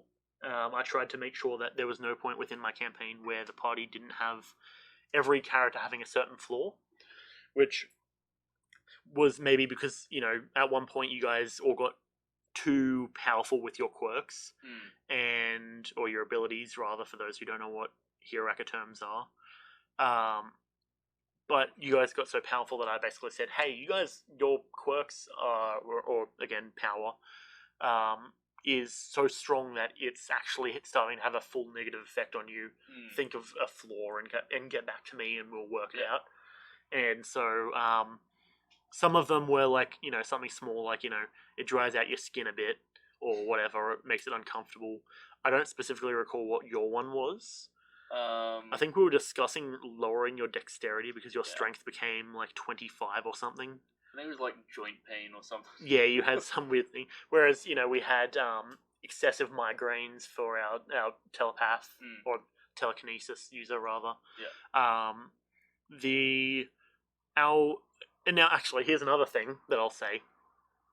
There is an unbalance or a disbalance that came with adding new people into that campaign as we went. So, of course, for certain players who came in later on, for example, the one I was discussing before that joined myself as the paladin and Kris as the warlock, he played in that campaign, and he was a newcomer, technically speaking, to that campaign, in terms of, it started off with yourself, the telepath, and the fire guy. Yeah. Or rather, yourself, Astro, the telepath, and Wolfgang. And later on, there was only mainly 2 mainstays that actually stuck to the group. We had 4 people join, 2 left. I say left in quotations. One, basically, there was some issues, and the other person we had to remove because he was causing some issues. So those 2 got removed, but the 2 mainstays that came back, which I would definitely even keep them around for the new campaign if they would be willing to join. They, of course, since they're newer, they didn't really feel those drawbacks. That's another reason to have, like, your group composition. Yes. People that you know well and that you get along with. Yep. So, yeah, I will say, and this comes into a slight bit later with the whole party composition and going into who you actually play with. Yeah. I will take wholehearted criticism for the fact that out of all 4 people who joined, the 2 people who joined, 3 of the people who joined were because of me as the DM. One of which was my girlfriend, who basically didn't like the way I played D&D, because that's a whole thing on its own. But I try and be very character driven. She didn't seem to like that. I could get into it a lot. I'm sure you have your own opinions on that, Kris. So regardless, she left the group. we had another person who kind of was just like, hey, I heard you talking about that campaign. You cool if I join? And I was like, I guess so. okay, sure. Needless to say, he got removed within a few weeks. And then the other two who end up staying, the one who joined myself, and the whole third person to the Warlock Paladin, I should just call him Kana because that was his character name. He ended up joining, and he did pretty good. There was a few times when certain people were like, hey, his quirk doesn't really suit the rest of ours. But it was cool by the end. Likewise, Wolfgang had his close friend join. And naturally, because I generally trust Wolfgang's calls on who to hang out with, generally, like most of the people he seems to hang out with are generally pretty solid. I was like, yeah, sure, thumbs up, let's go, and that tended to work pretty good. Yeah, it went pretty well. Like, ironically, the one we had to kick out, he had an electrical quirk who. His whole thing was, his name was Shocks. He tases you, gives you strength in that place he tased you. It was a bit weird. And then later on, Sal, who was Wolfgang's friend, came in. Sal being character name, of course. Came in and was like, "Hey, I've got an electrical quirk, except good." Yeah, we're all like, And then everyone's like, "But I'm gonna get an electrical quirk." Yeah, and then everyone got electrical quirks. And electricity's fucking sick. Yeah. Did you actually end up getting electrical quirk? I don't think I ended up getting it. Yeah, though, because I'm pretty sure you were like, this was after you played the Storm Giant, and I was like, you're being vetoed from electricity for this campaign, whereas everyone else is like, yes. Banned from the sockets. Actually, no, correction. No, you we had the elemental crystals, and you had citrine, which was electricity. So that's I right. did have electricity at one point. You did have electricity at some point. It did get removed from you, or not. It lost its power essentially. But that was the thing. That being said, we should quickly choose the floor because Harbor Dark Bloodthirsty thoughts about that my isolation and meditation failed to quell. Yep, that sounds good. Yep. Snake All right, Man, cool. Let's rumble. All right, ability scores. So naturally, the first thing to be said about ability scores is normally they don't go above 20 unless you have some form of item that does so. They do not go above 20 unless you have an item. Yeah, so if you're talking the tomes, there's 6 tomes. I believe, actually, technically the physical ones are called manuals, and the mental ones are called tomes. Right. I've actually got one of the tomes up on my corkboard over there in the top corner. That's the tome of intelligence, I believe. Right. Because I cut it out and was like, that is what I need for Jin. So I would look at it and be like, yes, tome of intelligence, bring it to 27, let's go, boys. But so naturally, of course, there's a lot of things that could be talked about in terms of making ability scores. Yeah.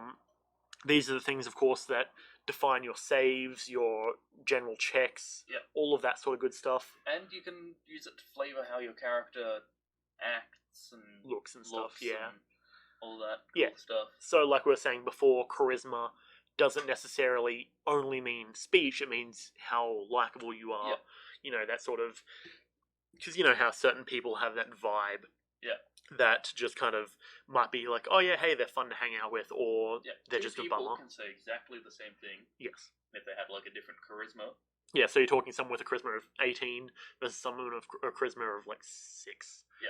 So they can say exactly the same phrase. Yeah. It'll be received completely different. Yeah, tonality of voice, the way that they say it in terms of expressions when they say it, the body language that they put off. A lot of things that people tend to not think about or not understand. And a lot of the time that can be summarized in D&D specifically to charisma. Yeah. That's just generally how well you off-put good vibes, generally. A lot of these stats as well, I'd say can be interchangeable when, in how you're building your character. Yes, definitely. So, for example, you can have not great wisdom and good intelligence, or great wisdom and not good intelligence, and still play it roughly the same. Yeah, and likewise, at the same time, the other thing to note is that, of course, each of these stats, except for Constitution, has abilities and stuff that you can check with it. Cannot make a Constitution check. Yes, or technically you can, it's just not done in terms of the way that everyone else is done. Charisma you can do, You can do deception, you can do persuasion, you can do performance, and you can do whatever the other one is. I don't remember. Intimidation, that's the one. I just don't ever use that. I don't get why intimidation is... Like, I get why intimidation is charisma. Yeah. But I just find it so odd that, like, a scrawny sorcerer or warlock or... insert... can intimidate someone better than a barbarian that dumped charisma. Yeah, and so that's the thing as well is... So it's up to the DM as well how they handle that. Yeah, like so... lower DC or advantage or so something technically like speaking, right, and this is the important thing to remember, and if you're a starter, it might be it might go over your head, but with your stats you have, like, athletics, acrobatics, and all that sort of stuff. The main thing that means... and that is important for is your proficiency bonus and whether you have it or not in that skill, right? It doesn't matter what number you have beside your charisma, like perception, persuasion, right? If you have a proficiency, all that means, it's just the baseline for make a persuasion check. Okay, you baseline it to be charisma. However, for something like intimidation, you could argue, oh, can I use my strength to intimidate? Yeah. Can I make a strength intimidation check? And what that means is you essentially take your the value that you have there, instead of it being charisma, is instead strength. And if you have your proficiency, then you add your proficiency modifier into that. So say 20 strength barbarian who has proficiency in persuasion. So something about this as well. Yep. About using different scores, like different skills to do different checks. Yep. So if you're tracking someone, for example, you could use intelligence investigation. Yes. Or you could use wisdom survival. Yes, or wisdom/intelligence medicine, which is the one I always go to. So, that works. Or, a good example here, if you're playing a paladin, and you want to pray, or do something like that, a lot of people use intelligence as a dump stat for paladins. Yes. So intelligence is where you get your knowledge of religion. Yes. So there's an alternate rule somewhere that you can use your persuasion stat instead of your religion for trying to, like, talk to your god, sort of thing. I can definitely see that. Yeah. I would have to say I'm unsure on that. It's sort of that kind of rewards making sure you have a dump stat, which, like, don't have a dump stat, but you're always going to have a lowest stat. Yeah, of course. And so, of course, that I think we can, while we're discussing various, like, what everything kind of does, we'll also talk about, speaking of rolling stats, the ways that you can obtain your stats, right? So, we've tried out a few different ways in our time, some good, some horrible. The way that we tend to default to doing it is you take 4d6, so your regular d6, you take 4 of them, you roll all of them, and then you choose the 3 highest of them. So say you roll your 4d6, you get a 3, you get a 5, you get a 1, and you get a 2. You'll take the 2, the 5, and the 3, I believe. Yep. You take them, you add them up, and that is 10 total. Yeah, that's one of the lowest one. Yeah, you note down you've got a 10. So you do that for all 6 stats. I've seen people do it where they roll 7 and they remove the lowest. I would say that's maybe a bit much, but it depends on really how powerful you want the campaign to be. Yeah. But say we have our random layout. We'll say this is a warlock, so we want a high charisma. So we say we rolled a 17 using that. So this is a point buy system that we're using here? No, this isn't point buy. This is just it's counted as roll 46, so we can just choose whatever we want. Right. So you can randomize it. So randomize 9, 14, whatever. It will simulate essentially that just to prove the point. If it rolls, let's say intelligence is 15, we'll go 12 or 13 constitution, 15. I'll drop maybe this to an 8, and we'll drop strength to maybe a 7. That's generally a rough layout. It's probably a bit. If you notice, below the big numbers, there's the -2, -1, +1, +2. Yes. I like to get a good balance. Yep. I like to get it to a total of +10. +10, yes. So I think that's the ideal balance. Yeah, I would say so. So that could be anywhere between having 2 +5s and the rest are 0. Yeah. That could be you've got +1, you've got a couple of negatives, you got +5, you got a +3 maybe, something like that. In total, the way that we would notate it is -3 between these two, +3 between these two, so those balance out, and then you've got a +6. That's a total of a 6 character, so this would be considered mediocre strength. Yeah. Granted, of course, this is also something that I would consider to be sort of in quotations power built, where we're building it in a way that would suit a certain purpose, where our casting stat is high, our dump stats are low, so theoretically this would be casting only sort of characters. You're not going to be doing any fucking stabbing with this. Yeah, you're not stabbing, you're not jumping, you're not doing any of that sort of stuff, you're not stealing, which is good. Don't break the law. Yeah, like all that sort of stuff, right? You are basically built to be able to do a certain purpose, which some people like, some people don't. Generally, for characters that are meant to be story based, they tend to overall, I find, not have that such a drastic graph. Like, this is a graph that sort of goes. Actually, it's just a basically full like upwards graph in terms of our stats. But so the gradient would be relatively positive, whereas, or in certain cases have it so it's up and down very slightly, whereas a character that tends to be power built will have certain spots that spike up and drop down real low, sort of thing. Yeah. And that can be good and bad depending on what you're building. Personally, I always sort of just inherently end up with some degree of a power built character because I just know where to put stats. Yeah. Like if I'm playing, if I'm playing my sorcerer or like or a caster like Jin, my wizard, of course the casting stats are going to be high. They're both casters, so they don't need strength. I'll probably put something into Dex just so that way they can dodge. Wisdom will be probably lower. Constitution will be mediocre generally. Yeah. That's just how. And don't be afraid of low stats. Oh, of course, low stats. Thing is, like having a floor. A lot of people makes it interesting. Yeah, a lot of people, I know at least, see a low stat and they go, "Oh, that's horrible. Let me re-roll it." Or you have a spread. Like if you have a spread of like stuff that's generally under 10 with the roll 4d6, discard the lowest. Yeah. I would say if you've got 2 under 10, that's usually when I say you can re-roll the set.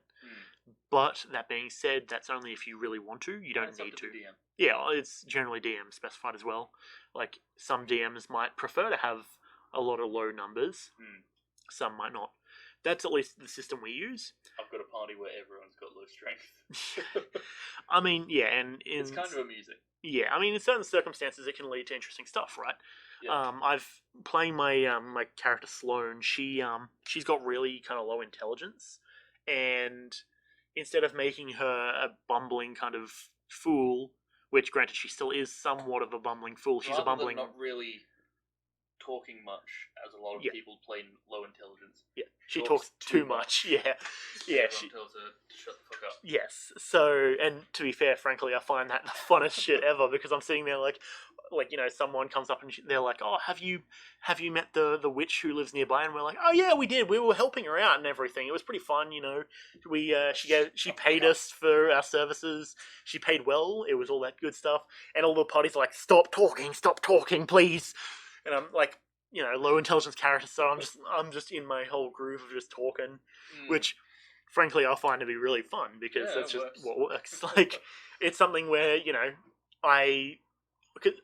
even just doing my character voice, it sets me in that mood of just talk, just keep going sort of thing, as I currently sort of am now, of just continuously talking. In that low strength game, we come up across a heavy door that you need a good strength check to get past, and we're like, alright, guess we've got to find another way around. Well, let's start digging, boys. I got 7 strength, the next person above me has 8. Oh no. We're a warlock, wizard, bard, druid. Yeah, and so thing is as well is I think this is of course the first or the best point to talk about party composition. Yeah. And this is something that of course, if you've played a lot of RPGs and MMORPGs, you would know quite a bit. You have your tank, you've got your damage, your DPS, you've got your caster, and you've got your healers generally. thing is, most classes in D&D have quite a degree of being able to be different things. You can build them the way you want. Yeah, everyone always clumps cleric in as a healer. Like, we're building a Celestial Warlock. Yeah. Celestial Warlocks get a lot of healing-based stuff. Ability. Yep, definitely. Likewise, a lot of people see cleric as the heal bitch, essentially. And thing is, and I know a lot of people who play clerics tend to say, no, clerics are one of the most war machines. They are one of the most versatile classes that you could play. Forge cleric, war cleric, I'm playing a deadly fighter. Yeah, I'm going between with Sloane. She's a healer, she's a caster, she's a DPS, and also a tank, all in one. Granted, her casting is usually magic to do damage. Yep.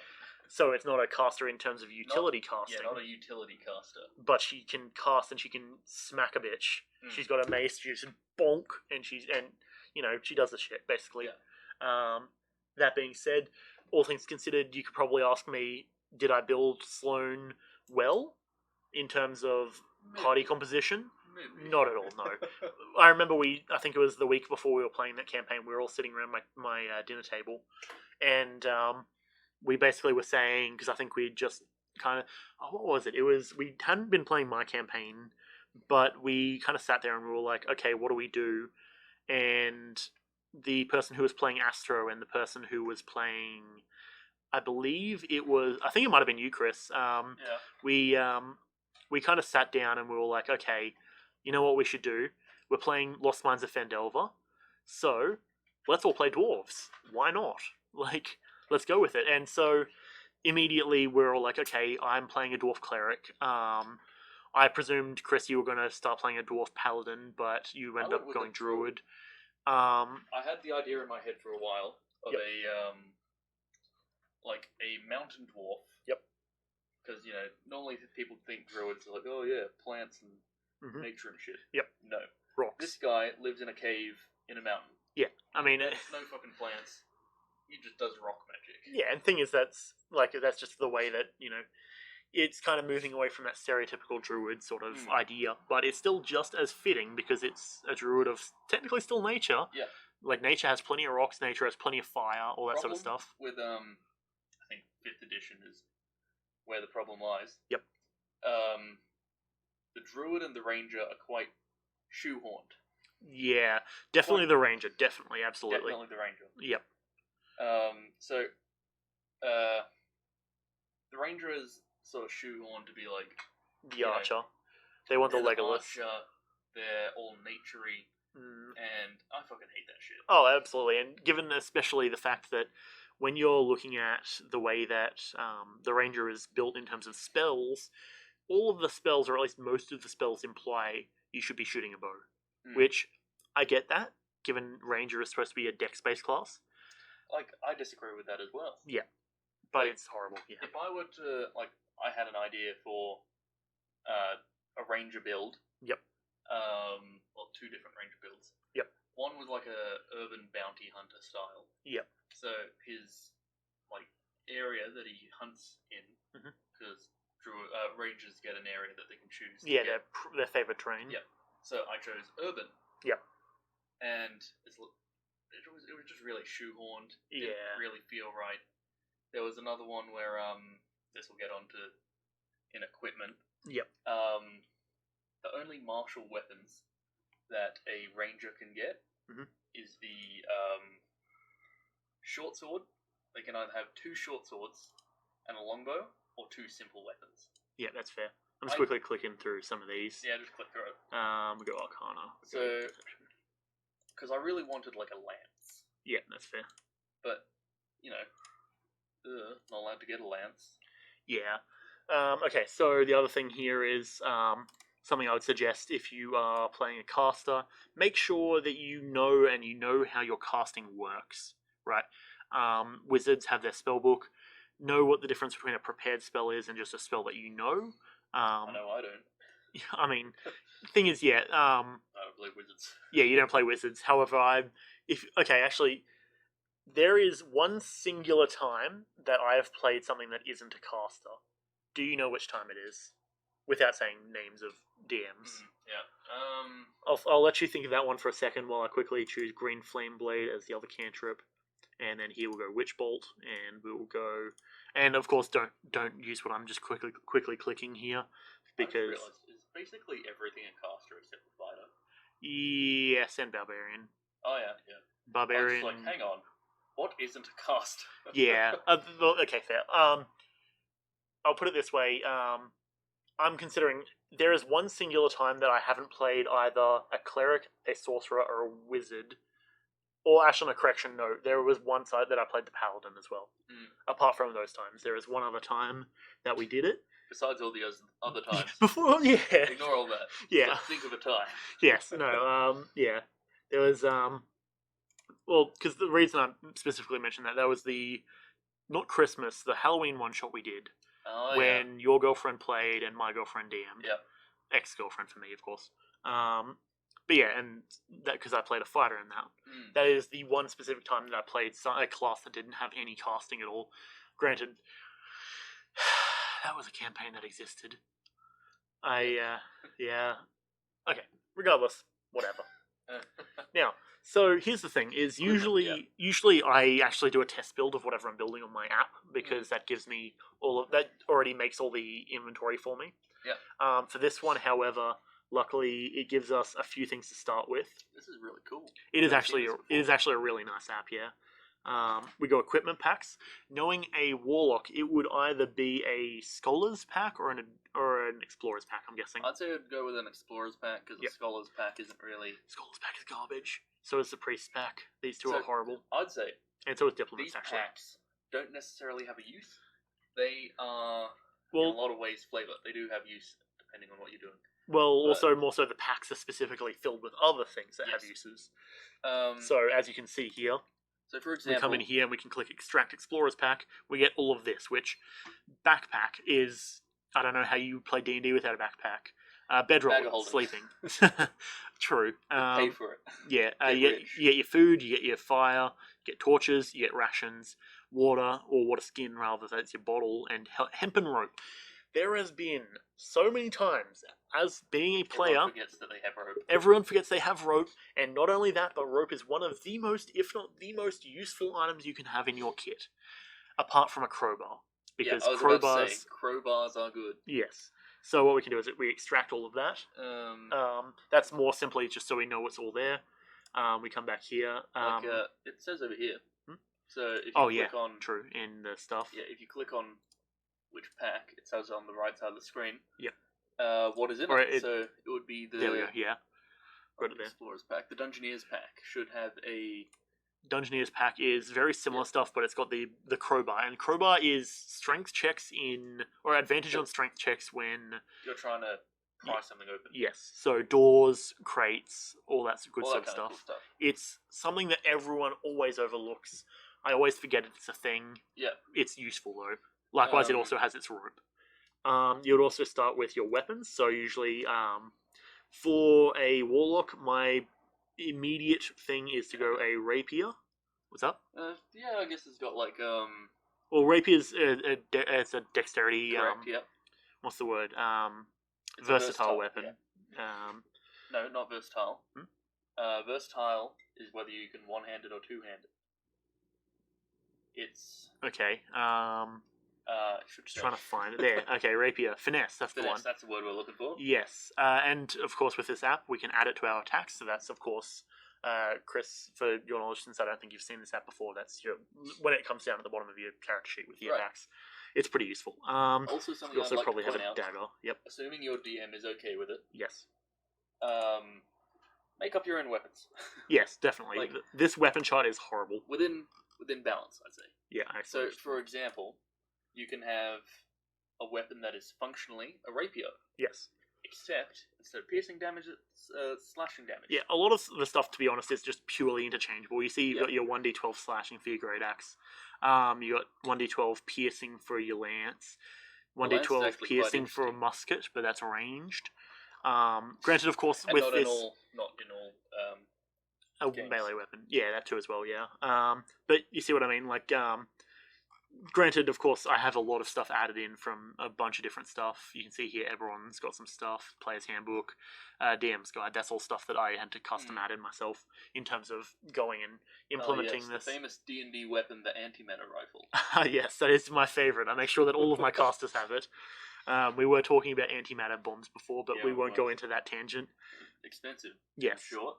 Yes. But yeah, so you can see, you've got your 1d10 slash, and you'll have a 1d10 piercing somewhere.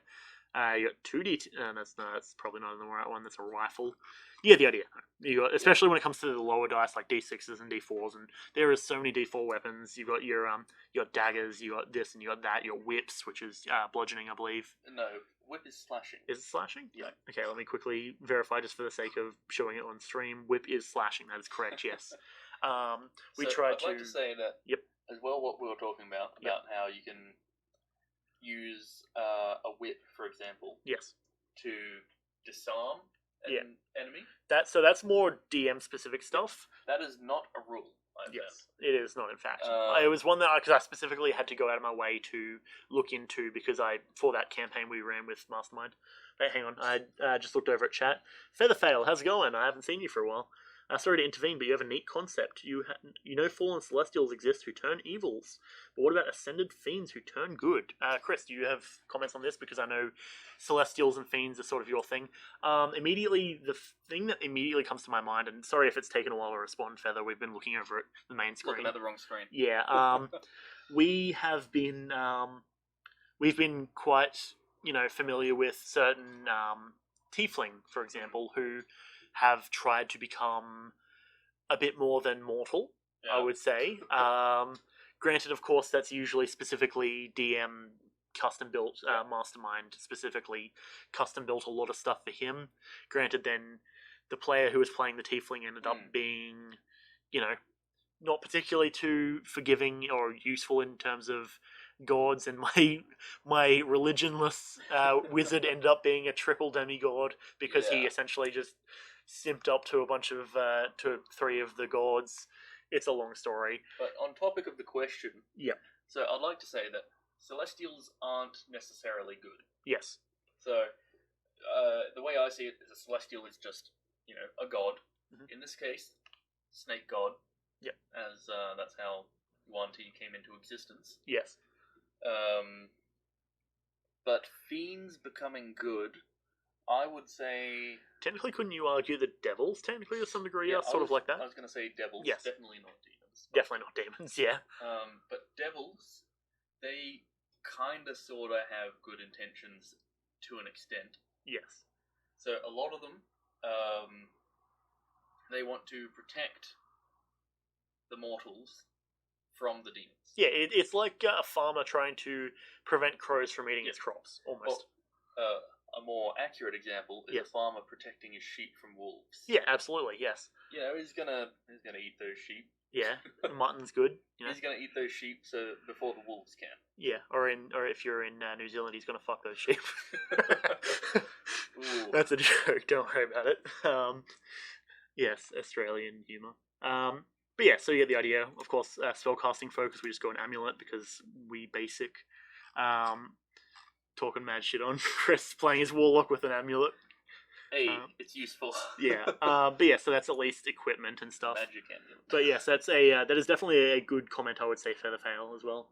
Yeah, that was an interesting question. Yes. Also, on the topic of casting foci, yes, you don't necessarily need one, depending on what spells you're casting. Yep, so this is something we're discussing on the drive back as well. So, if a spell has a material component that doesn't cost gold, then your casting focus will take its place. Yeah, so that's the main thing, right? Is casting foci are an alternative to have to use, whatever kind of material components you generally have except for gold, and that's essentially what you just said, but to reiterate. For example, summon greater demons. Yes. It technically has a material component. Yes. Wasn't it like sulfur and a bunch of other stuff? No, it's the blood of a humanoid killed within the past 24 hours. Oh, that's an easy one to come by, depending on what kind of campaign you're playing. So, you can cast it without that material. Yes, by using your casting focus. Yeah. However, You got to read really what the spell does before you cast it, because you can cast it without the human blood, but the demon will do its thing. It'll obey your commands. Yeah. But if you lose concentration, there's nothing stopping it from beating the shit out of you. Yes, which is something that you've experienced in a campaign, or rather not you as a player. Like you were in the campaign, but it was a different player. The wizard, for some reason, was trapped in a sea cave, being smashed by waves. Yeah. For some reason, he thought it was a good idea to summon a demon. Yeah. Which he immediately lost concentration of. Because he was being smashed by waves. And then the demon killed him. Yeah. So needless to say... Oh, excuse me. Needless to say, maybe not the smartest idea. Yeah, but back on topic. The human blood is used to create a circle. Yes. If you stand in the circle, it can't get you. Fair, that makes sense. So you just got to read what the spell does, whether it requires a material component, whether you can use a casting focus. Yep. You plan on having an ascended chain devil as one of your NPCs. He aspires to achieve enlightenment, but demon hunters always get in the way and try and kill him. That's pretty interesting, yeah. That works. Yeah, I'll quickly take a sip of water while you discuss. A chain devil, if I remember correctly, there are two casts, like two... Fiend hunters, yeah. There are two... sort of casts of devil. Casts as in CASTE specifically. Yeah, the tiers. Yeah, 2 tiers, 2 sections, 2 different tasks. Yep. There's the warriors, whose job is to fight demons, celestials, and mortals invading their realm. This is specifically devils in general, not just devils? Devils in general. Yes.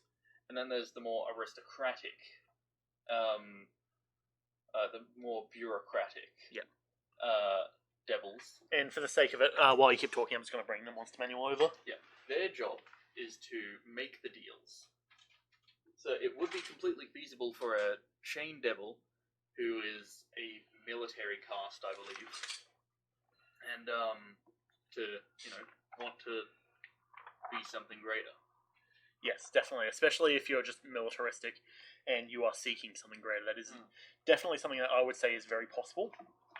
And frankly, I would honestly commend that sort of thinking in terms of as a DM, because that feels very interesting to me as someone who, has to try and create interesting characters. That immediately sounds like something that would stand out to me. I'd say it's not a very common thing. Yes. Given devils are of a very lawful nature. Yes. So they're very strict. They keep to their rules. But, it's not impossible. Yeah, that's for sure. It's an interesting little bit of plot. Yeah, actually, do you recall if Chain Devils are in fact from the Monster Manual, or is it Chain Devils are they from maybe Xanathars? I think they are in the Monster Manual, to my knowledge. Looks like you're looking at demons. I might have flicked through devils to demons, yes. That's possible. There's Nalfshni. Oh, there's devils. There you go. Yeah. Bone Devil, Chain Devil, there we go. There you go. It definitely looks like the sort of devil that could theoretically blend into humanity as well. I could see him... They're very humanoid-esque. Yeah, I could see that sort of person being cloaked in like a brown cloak, wandering through the desert, maybe. Big cloak. Yeah, I could definitely see that. Definitely. And that's the thing as well that I find about devils generally, is that devils tend to be very generally humanesque to some degree. Not so much for warrior cast. But... Yes, that is true, yes. However, a lot of the more, stereotypical devil-esque type ones would be more human. Yeah. That being said, there is also something to be said about the fact that devils are most likely casters in certain circumstances, and with the ability to cast Disguise Self. Devils do get quite powerful when it comes to stuff like Xanathars. Yes. Or maybe with boulders. I get them mixed up. One or the other, yes. But they start becoming quite powerful casters. Mm-hmm. Like a warrior cast Minotaur-looking thing. Yep. Not a Minotaur, a Centaur-looking thing. Are you talking about the Balrog sort of thing? Or are you talking... I'm just thinking from the Monster Manual specifically. No, you just saw the Balrog-looking thing. Yep. But it's like a Minotaur-looking thing. Mm-hmm. And they're just built for, pure just close range combat. Yep. And they have casting for some reason. They can cast like lightning bolt or something. I mean, it's always good to have. It's good to have, but it's just like a bit out there, you know. Yeah, and that's one of the other things as well is generally an enlightened succubus would be honestly kind of funny. Yeah, absolutely. I mean, I can imagine at least several anime or shows that would be playing around with ideas like that to some degree. I'm pretty sure, if I remember correctly, succubi are interesting. Yep. Because they I don't think they're classified as devils. Are they not? Nor are they classified as demons. That's odd. Hang on, because I think they're at least on the pages of that stuff. A quick bit of clarification. I think fiend doesn't necessarily refer to what type of creature you are. True. Because technically speaking, tiefling actually on that point is tiefling are technically not fiends. Yeah, they are humanoid. Likewise, Aasimar. I'm pretty sure Warforged are actually humanoid as well. Yeah, though they are still considered constructs. Yep. However, so it's also actually, while I'm just seeing the page for it, scarecrows aren't used that much in D&D campaigns, and we should totally use them more. But yeah, so I'm pretty sure succubi used to be angels that have fallen to. Is that like the lore thing of it? I think it is. That's fair, because I watched the lore video on it or something. I mean, yeah, if that is in fact true, then that gives a lot of credence to them trying to reattain their like ascendedness. You know, you have a succubus who's weak as fuck because she refuses to do succubus things. Yeah. Which I just pressed a button. What did I do? I think I clicked enter. Okay. All right. Stream still going, everything looking good. Yep, it looks all pretty fresh and such. Gangster. We should probably, however, move on to a redeemed succubus. Yeah, I could definitely see that. Yeah, that's Yeah. Yeah, so I think they are not devils or demons. That's actually quite interesting. Fiend. Yeah, they're fiend-esque, or fiend specifically as the category, but well, actually, there's also the Yugoloths that a lot of people forget about. The Yugoslavians. Yugoslavs. Yeah, Yugoslavs. I think they are actually in the monster manual right at the end. Yeah, because they're Y. So they are the. That's right. Ultraloths, Arcanoloths. Oh, is it the same category as these ones? Yeah, they're Yugoloths. Okay, fair. Oh, there's a whole category of them. Yeah. Devils are lawful evil. Yeah. Demons are chaotic evil. Yugoloths are neutral evil. Yeah, that's true. Yeah.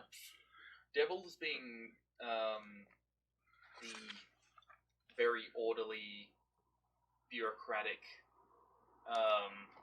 deal makers. Yep. Demons being the chaotic.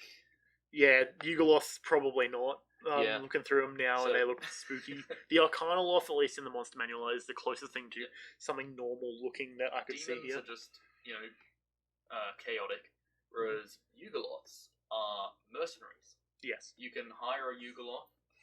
They do a very good job. Yeah, that's true. As long as they don't get paid more. But, yeah. I wouldn't see them as turning good. Yeah, definitely not. Okay, that being said, I think we've covered inventory, additional treasures and such. Yeah, make up your own items. As I said, casting foci, make sure you check what your spell needs. All that cool jazz. Yep. Okay. So management. This is mainly your stuff. Alignment. Who cares? Lawful evil.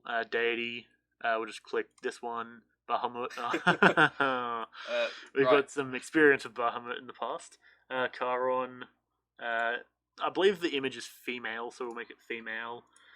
Age will go 69. No, 900. Cool. It's the funny meme number. Yes. It is the weed number. Yes. 7'4". That's a tall snake. It is a tall snake. Yes. Weight. We'll go. 50 pounds. Yeah, I was going 50 kilos. Yeah. Hair, none. So, skin, none. Yuan-Ti can have hair. They're basically humans with snake-like features. Fair. So additional features, none. They can have, I don't know, snake tongue, snake eyes. Yeah. But other than that, look quite humanoid. Now, here's another thing as a player that's something worth looking through.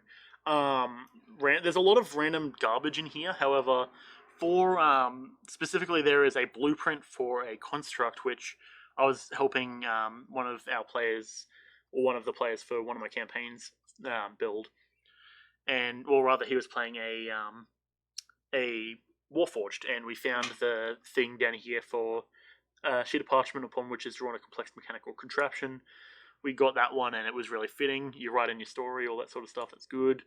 You can add certain organizations depending on what you want. We could go to the Zentarium. I'd like to point out as well. Oh, there's a button here. Okay. That trinkets.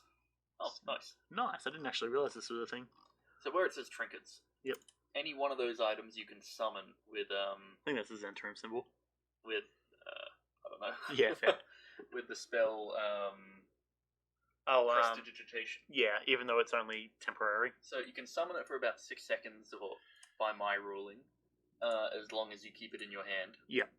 And you can just summon a trinket. That's fair. Okay, so we've gone through here and we've generated up a just a rough look at that random AC. thing.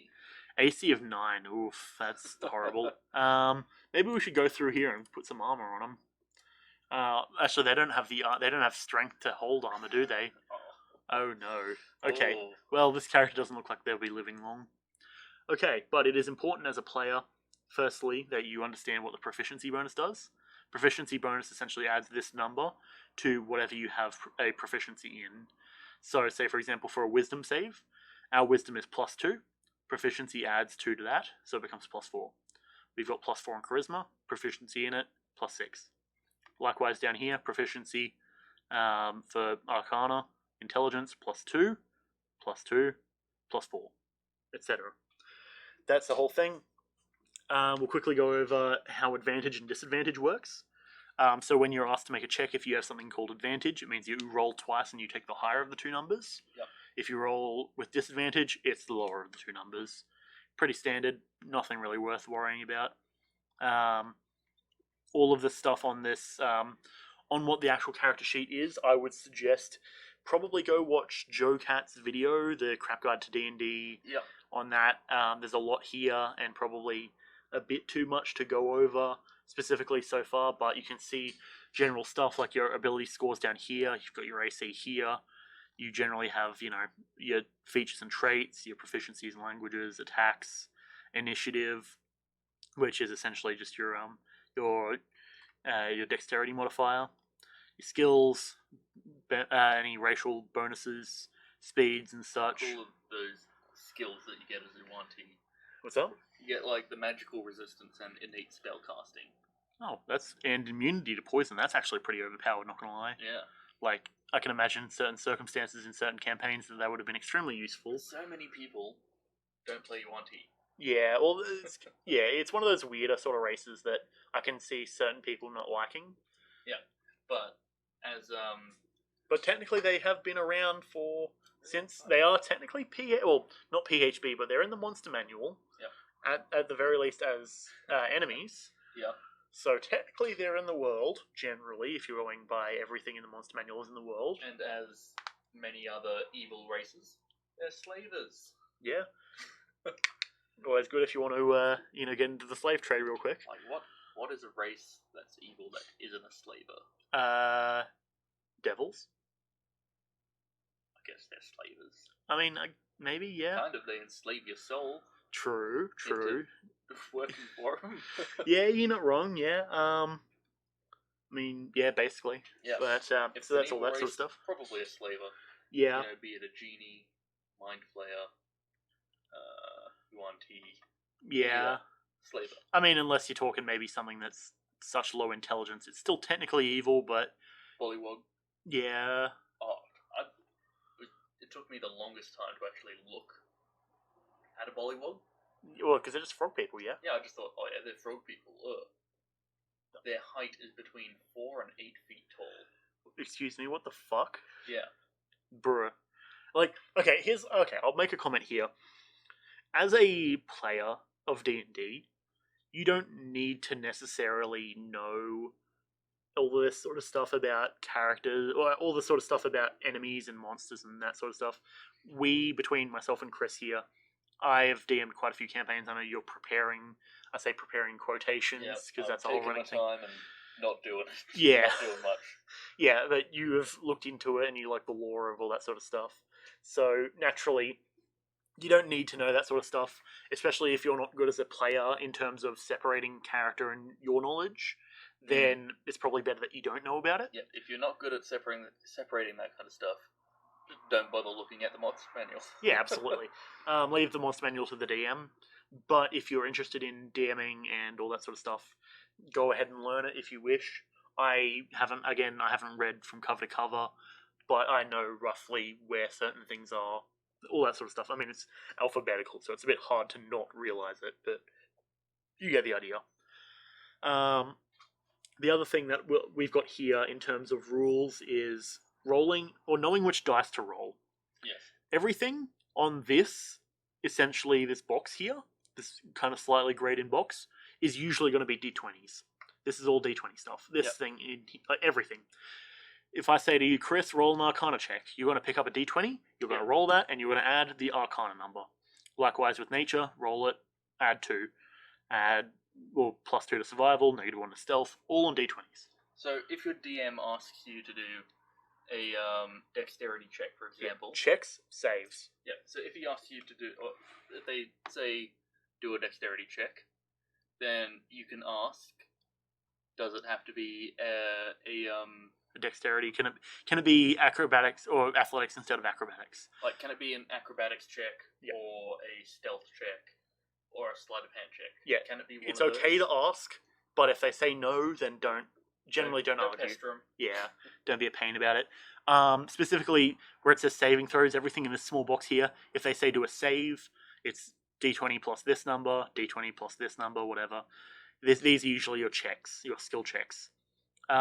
Technically, and this is something I found out the other day, technically initiative is also considered a skill check. It's a dexterity skill check. Mm-hmm. So there is a certain feature that bards get where you can add half your proficiency to that also adds to the initiative, actually, technically. Apparently. You can start, I think it's the Dungeon Bros or something for that one. Saves are saves. Death saves are also saves, yes, that's another thing. So if you have a thing that gives you, like Bless, for example, I think gives you plus D4 on a save. Also, isn't there the Paladin aura that allows you to get bonuses on your saves? The Paladin aura. That's your charisma. Warding. Yep. Warding, I think. Yep. So the Paladin within range of you. Mm-hmm. So it won't affect you if you're a Paladin because you need to be conscious for this to work. Yes. But unless you're in a party of Paladins that all have the same ability somehow. So assuming they've got a charisma of 20. Yep. They add. So you would add their charisma modifier onto all of your saves. Yes, which can be very useful, especially if it's something like +5. So if you're doing a death save, which for example, which we'll state is when you are knocked down to 0 HP and you are considered unconscious, you roll the dice every turn. Every turn, or when you're hit? I think when you're hit, it just counts as a fail. I don't remember, but yeah, there's some weirdness to it. Where essentially, if you get 3 fails on your death save, so your death saves are a DC 10, so 50-50 chance success or fail, not taking into account bonuses. You're dead if you fail all 3. If you succeed all 3, regularly succeeding, you are unconscious for a D4 number of hours. Until when you wake up. If you're magically healed, you wake up instantly, I believe. Yeah. Which is extremely useful, especially if you're hanging with a paladin who has lay on hands. Well, here, 1 HP, wake up. Let's go. Yeah. You got a city to burn. Wake up, samurai. Yeah, so that's the whole thing. Likewise, when you come down to your damage stuff, rolling an attack, I'll say as well, is something that I needed to re-specify for the new players that were in my campaign, where essentially you roll to hit, which is your d20 to hit, plus your attack. So for in this case, it's a rapier. That's specifically either our dexterity because it's a dex weapon. They're not proficient with it. They're not proficient, so they don't get their proficiency bonus. So in other words, they get nothing. It's just their dexterity. So they'll roll a d20, -1 because of their -1 proficiency, and that has to be the AC of the thing they're attacking. So this is why I think starting off with an app is really useful. Yes. Because it does all the adding up and stuff for you. Definitely, yeah. You just need to check the app, and it'll tell you what you need to add onto your rolls. Yeah, absolutely. And so, granted, I would consider myself someone who's kind of fluent in doing math-type stuff. So, naturally, of course, I have generally no issue with this, but that being said, other people might have issues with it. It's cool. At the end of the day, do what you got to do to make it easy. Like, it's a game to have for fun. You shouldn't be sitting there worrying about making sure you get the numbers right to some degree. Yeah. But, yeah, so you roll to hit, which is your d20 plus this number. In this case, it's -1 against their AC. If you beat their AC, if it meets it, beats it. Correct. Then you will do this dice, or this amount of damage. So, in this case... Roll a d8, yep. minus the 1. Yep. Or add whatever you would normally add. Now, the question is, I think its minimum technically is 1. Yeah, minimum 1 damage, I believe. Yeah, however, so we had a situation where because just as the DM, I couldn't recall specifically, I ended up getting, it was 1 damage minus 2 for the enemy attacking a player, and I just basically said it just basically didn't hit for the most part. It's whatever. It's chill. Likewise, you got your proficiencies down here for all of your stuff that isn't skills, so armor, weapons, tools, languages, etc. You got your character, you got all this sort of stuff, etc., etc. This is all essentially the stuff we've been building. It's stuff to read through and become proficient with in terms of knowing what you're doing. Know what pages or have what. You'll have your spell casting at the back page here.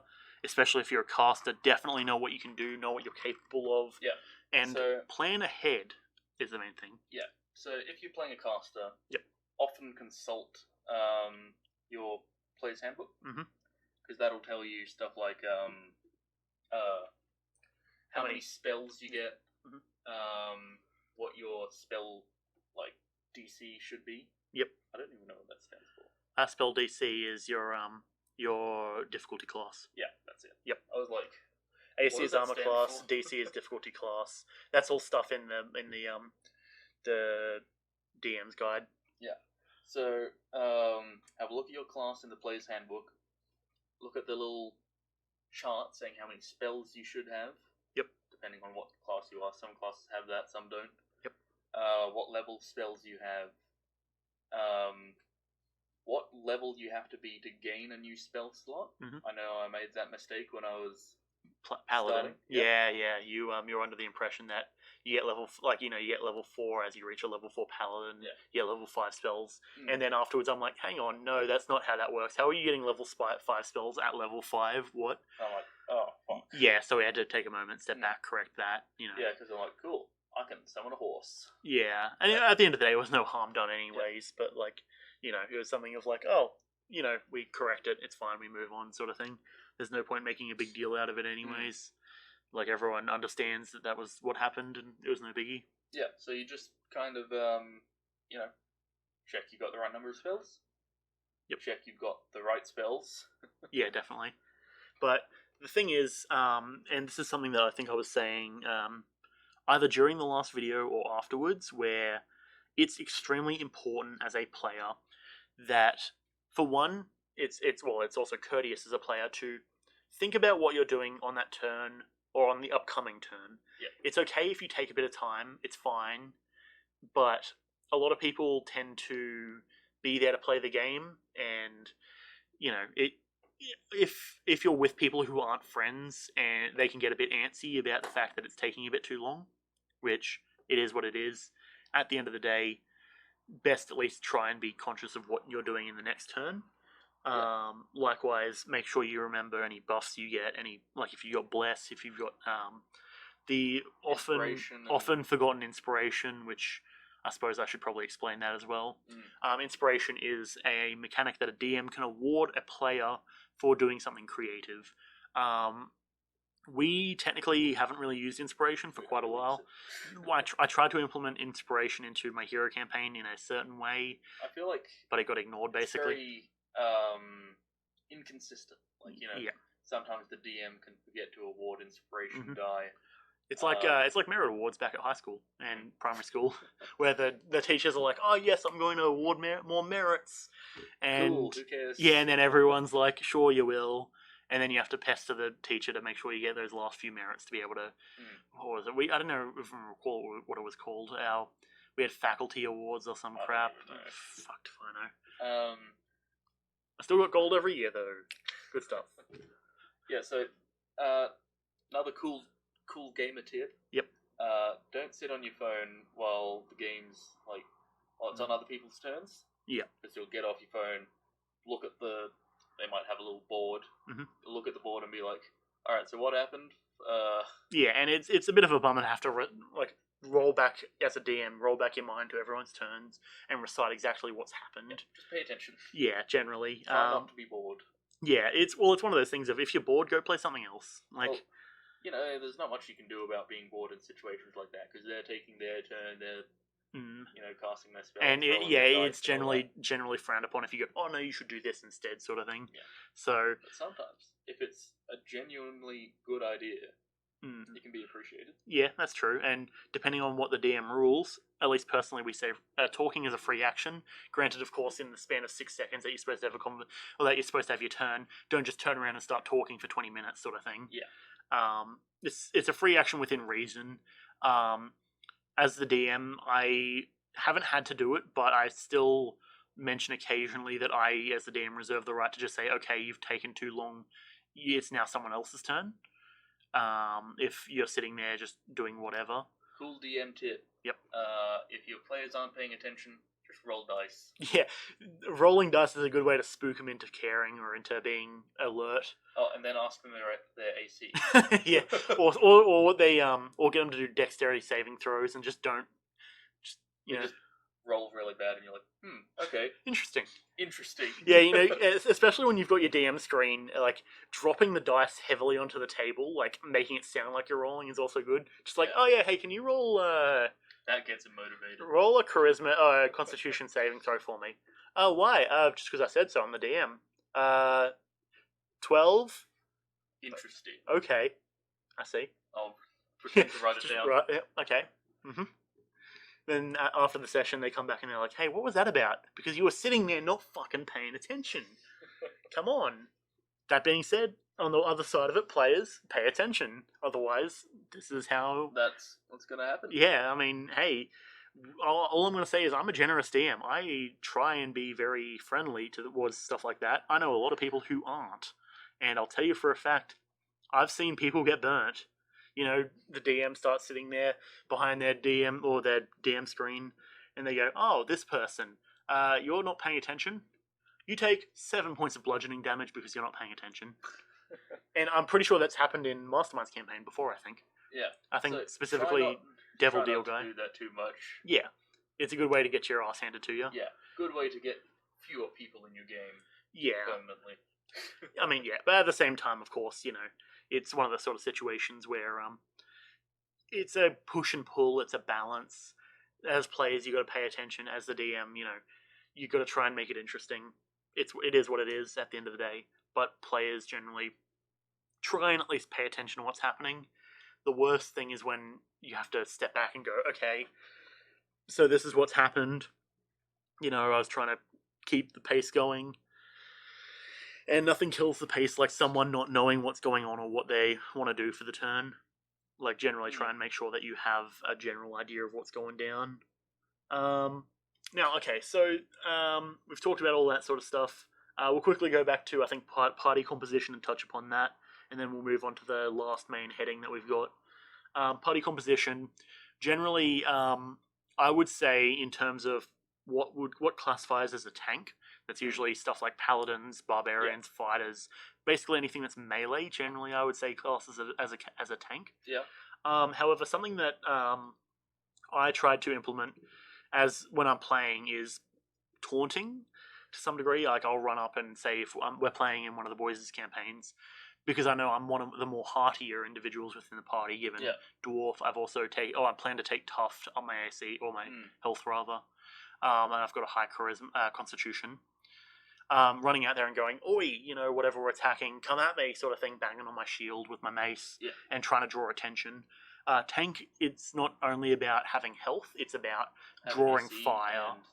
Throw them in. Yep. However,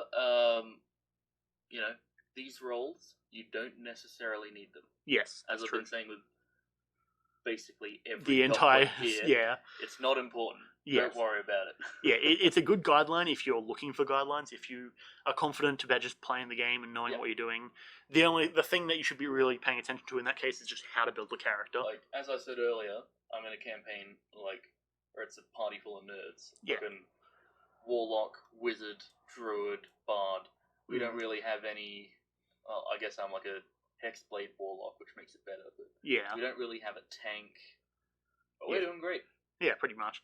And at the same time, that's basically having 4 DPS, which, all things considered, is personally, Well, your DPS is extremely important. It's what's going to take down the boss. I've heard stories from some of the other boys, to Wolfgang and Sal specifically, about how in another campaign, they're playing a cleric and a fighter, and the fighter of the two, which is Sal, he in one turn was able to rack up about 60 damage on the big bad evil. And the DM had to turn around and be like, oh no, okay, he's going to start running. Well, actually, he's going to provoke my opportunity attack. Here's another 60 damage, and he basically had to DM like, okay, he's going to plot his way, like he's going to reason his way out of the game or out of the area, and here is a teleportation circle I set up earlier. Yeah, and here's some spell scrolls that I set up here earlier, or like here's this or whatever. And it was one of those things where, of course, it's a bit of a bummer to have to deal with that sort of stuff. Though, it is what it is. As for casters, having a utility caster is brilliant. I generally would say, as someone who plays utility casters generally pretty often. And utility casters can be a lot of classes as well. Oh, absolutely. So wizards, the main one. Yep. You can clerics. have clerics, druids, warlocks to some degree. Yeah, I was going to say a Pact of the Tome warlock. Definitely, yep. They're pretty. Okay, but here's the thing as well. Technically speaking, any class can be a utility caster because of the feat that allows you to the ritual caster feat, which allows you to essentially take. Generally, I would suggest a wizard spellbook, because why would you take any other? You get two cantrips, I believe, from wizard, and you can then copy down any wizard ritual spell you find, in the same way that a wizard would copy spells. Which rituals, you add 10 minutes to. Ritual spells. There's not, but there's a few of them that are good. Comprehend languages, all that sort of stuff. Detect magic. Yeah, I think detect magic. Yeah. Identify, but identify is expensive. Yeah, so that's the thing as well. Back to material components. Yep. That's like 100 gold per cast or some shit. Which, to be fair, is fair if you're coming across really valuable items.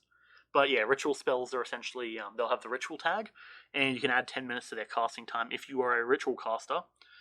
Which also note that wizards don't actually have to have the spell prepared to ritual cast it, they just need to know it in their book. Add 10 minutes to the casting time, and you cast it without using a spell slot. Really brilliant. When I first found out about it, I was like, damn, we need to be using this more often.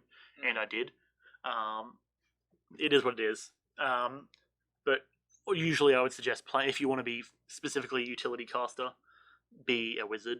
Be a warlock. Be something that is naturally good at that. I'd say has the ability to utility cast. Yep. Yet have spells remaining. Yes. To attack. Yeah, so, everyone loves Fireball, everyone loves, Chromatic Orb. Chromatic Orb is expensive, though. Is it? Yeah, it is. Okay, it's fair like a diamond worth 100 gold. Oh, damn, yeah. Because the thing is, pretty early in my D&D career, I used it a few times. And not realising it's really good I think, for a reason. Well, between that and sleep, I used it a few times, and the DM at the time was just like, I hate this spell, and I was like, okay, I won't use it then because I don't want to, upset the DM. I'll check Chromatic Orb because it's a level 1 spell, so it surprises me that it's that expensive. You might be thinking Chromatic Spray. Maybe. Yeah. But yeah, and then of course healers. You've got anything that's generally celestial based. That's a diamond worth 50 gold. Oh, 50 gold. Okay, fair. So that's still a bit better, but still kind of expensive. Cost. Yeah. So that's why it's so good.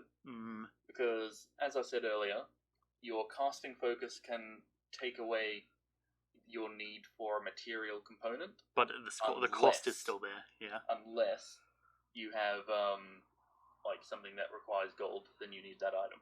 The way I would usually say it is you just need the gold specifically equivalent.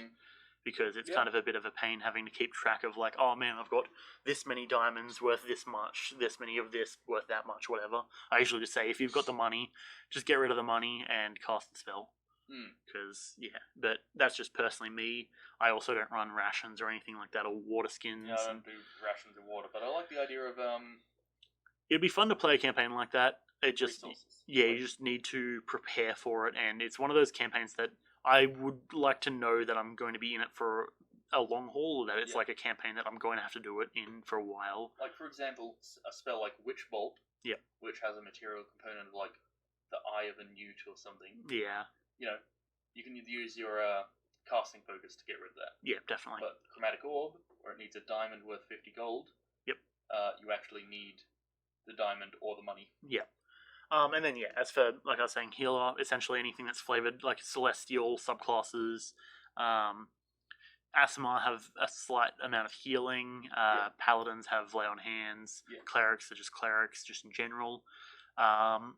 There's a sorcerer, celestial sorcerer, I believe. There's celestial warlock. They do healing. Both do healing. Yeah. You can find a few of them. Just get creative. Make sure you read widely. You watch a lot of YouTube and figure out which classes you want to play, all that sort of stuff. Yeah. But, okay, I think that brings us to our last kind of section we got here, because we've been going for like 2.5 hours. Finding a game. So, okay, you're a player, you want to play a game, you don't have any person around, or you haven't looked into who to play with. What do you want to do? I think both of us, immediately as I was writing this out, we're both like, no, don't go to the game stores. Like, don't go to Reddit. So it's kind of worth going to a game store. Yeah. But don't let that be your deciding factor. Yeah. So there can be, all the fucking nerds in there that all those fucking nerds playing D&D. Jeez. Yeah. Who the fuck would want to play D&D? Not me at all. Yeah. You can get all those some of those nerds might give off the wrong kind of vibe. Yeah. And vibe is extremely important in playing important. D&D. Though the games there aren't really built for drop in, drop out kind of play. Yeah. You need to be following the rules and all that.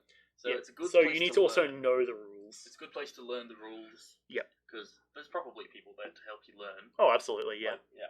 If you want to learn, you can go there. People will be willing to help you, show you what to do. Yeah. But the thing I would usually say is that game store players, and, if it's what you do and it's what works, then go ahead.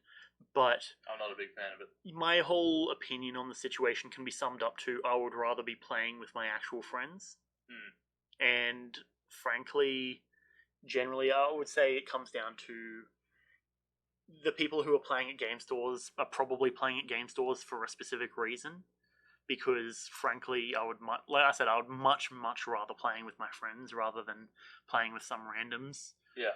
And maybe that's just me. Maybe that's just because, I'm a non-social whatever the fuck. Yeah, ask your friends and stuff if they want to get into D&D together. Yeah, I mean, as I started before, the reason I started playing D&D was because we were hanging out, and you basically were like, oh yeah, I started playing D&D with some of the boys, and I was like, I want to play D&D. That sounds dope. And I can guarantee, asking your friends if they want to play D&D or learn D&D, you'll be surprised at how many people actually would want to play D&D, especially if you're interested in playing D&D. Chances are you're probably going to be with some degree of like-minded individuals. That's something that I learned coming into high school as well. Yeah. Because so if you're still in high school as well, that's a good place to find absolutely. a group. Yeah, especially you go to your library, which your school library or whatever, you can find plenty of people who would be willing to sit there and play D&D, and even just during lunch, that's an hour of campaign time each day. Yeah. Maybe you don't want to play it every day. You say Wednesdays and Fridays, whatever works. Group together, go into I don't know, an unused classroom. If you chill with the teachers, especially if you're in the back half of high school where you're usually more senior, then at least at our school, seniors were treated a lot better in terms of teachers and seniors would get along and be like, hey, how's it going, ex-teacher? Or I say X as in X whatever. Yeah, how is it going, Teacher Robert? Y, Teacher Z. Yeah. How's it going, I like your cut, G. Yeah, pretty much. Just slide onto the same chair that they're sitting on. That's a whole story from. That's a whole story from. That was weird. Yeah, no. Anyway. Yes, it's a story that happened at our school. If you stick around, I might tell it eventually. But yeah, no. So there's plenty of places that you can go. I can't stand the idea of playing with people on Reddit, honestly, and I know Mastermind is generally up for Reddit and Game Store games, but... I know, Reddit gaming sounds really fucking cringe. I haven't done it. Yeah. I didn't know it was a thing. And it just sounds really shit. Yeah, I know. You might be able to find some good groups, and kudos to you if you do, but there's a very high potential for negative things to happen. Like I was saying before, like we both said, rather, the vibe is extremely important within D&D. If you're not comfortable with the people you're playing with, it puts a massive hamper on the ability to roleplay as a character and do character voices and even just do whatever. Especially in a circumstance where certain DMs or certain players might be a bit more into certain aspects that you might not be comfortable with, which I can assure you, you'll find a group that is on the same wavelength with you with that sort of stuff. I've heard a lot of horror stories of people doing weird stuff at campaigns, and I know they're horror stories, but, I'm not really into some of the weirder stuff of D&D, and I'd rather just stick with people who are like-mindedly, in that mindset of, I don't want to... Like, a common thing I avoid, and we mentioned this before we started the thing, but personally I avoid anything to do with anything sexual, whether it's just really cringe. It is, especially in a group with the boys. It's not something I want to be bringing in, but thing is, it's such a easy way to demonize a villain, to just make them, a sexual deviant or whatever, but it's not something that I want to have discussed at my table. Just because personally, it's not something I find interesting in talking about. Like, sure, it makes sense. It's an easy way. And the character and all that. Yeah. But it just kind of like, again, it's all about the vibe. Yeah, and between the boys hanging out and having something to do to keep us all, hanging in the same kind of, time frame. And it's essentially, the way we play it is just, we all graduated from high school. Each of us have moved to do different things. We're all still within relatively the same sort of area. And it's just something to do on the weekend to have us all in one place to just hang out. Yeah. And, whether you could argue that's a good thing, that that's specifically how we hang out, or whether you think that it's better that we should have a separate hangout for just hanging sort of thing, whatever. We have plenty of sessions where, we'll turn up, and in the 15 to 20 minutes it takes before everyone is here, we talk, we shoot the shit, all that sort of stuff. We play our game, and then for an hour or 2 hours or however long after we're finished, we just sit there and talk. We go and we grab dinner, all that sort of stuff. So I would extremely strongly advise, talk to friends, talk to people that you actually know, because they're going to be a lot better to be playing with than, someone that you might be able to find on Reddit, at least in my personal opinion. And then something that our very own mastermind has suggested as well is that if you are playing with new people and you do decide to go down the route of going to a game store or choosing to play on Reddit, and you have a completely new set of people who you're playing with, go and hang out with them and just kind of, hang out. Don't necessarily play your first session with them without spending time with them beforehand. As he said, don't make your first meeting of them your first session. Yeah, absolutely. And granted that I generally am sort of half-half on that, because I've had Mastermind meet some of the other people that I've been DMing for on the first time at the session. So it's not a unbreakable rule. Yes. Granted, of course, I try and, again, make sure that there's time ahead of the DM or the D&D, where they can talk and interact, and just, Mastermind is able to turn around and go, oh yes, well, you know what, I don't like the way this person is acting, therefore I'm going to leave. And likewise, I would say you're always at the ability to just say, okay, you know what, this group isn't my vibe, I'm going to dip. And I would advise so if you feel that is necessary. Or just talk to the DM. that's another thing is... Step one of literally anything. Talk to the DM. Yeah, pretty much. Legitimately, anytime anything happens in this in any of the campaigns you play, talk to the DM. Because even if it's another character or another player having an issue, talk to them. Make sure the DM knows, and you'll be surprised to find out that a lot of the time, the DM probably has similar opinions on certain stuff. And if they don't, then it's not a big deal. Also, I just realized before that the Crafter is hosted. Thank you for coming around. I appreciate it. Yes, we're just quickly we're doing a beginner's guide to D&D as a player. But yeah, hopefully you're enjoying what you're seeing. But yes. So, of course, when you're hanging out with new people, it is a good idea to, kind of test the waters. Maybe go and grab lunch with them ahead of time. Even if it's just a couple of days ahead, it's fine. But there's been a couple of times when where I've added someone before properly vetting them in terms of like finding out what sort of person they are, and it usually ends up pretty awkward. There was one specific person who I, as the DM, and I had a lot of my players. I think we all, most of the players had kind of decided he was not worth keeping around. I think you were there for that, Astro, Wolfgang. Not to call out names in case he somehow listens, but I mean, actually, to be fair, when I did explain it to him, I did say, "Hey, most of the party wants me to kick you out. Sorry, it is what it is." Never had this happen before. Yeah, I can't believe it. But yeah, just talk to your DM. You'll be surprised at how much you can achieve by talking. That's why I'm sort of I'm questionable about people who just don't talk, especially as a character. And it's kind of a bit off-putting if you do it as a D&D player, because I'm sitting there like, hey, I kind of require you to actually speak. But I am a silent character. I remain silent. Yeah, it's like, okay, well, okay. I guess you just won't participate in any conversation or be a funny character or have any witty, one-liners or whatever. And to be fair, like, having funny one-liners, I think, is extremely useful.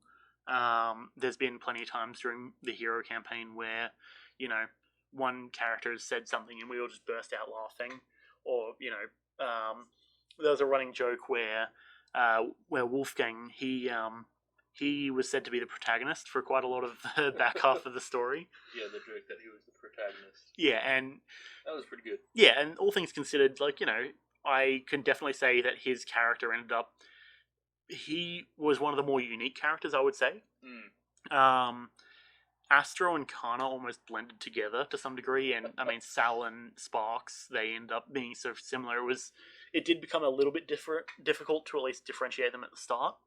But I don't think so, because they had they were different. But it was different. It was one of those things where at the start I had to catch myself from going back into treating Sal how I would have treated Sparks, and all things considered, I am happy that I treated them different, because Sal ended up being a much better character in my opinion. Definitely.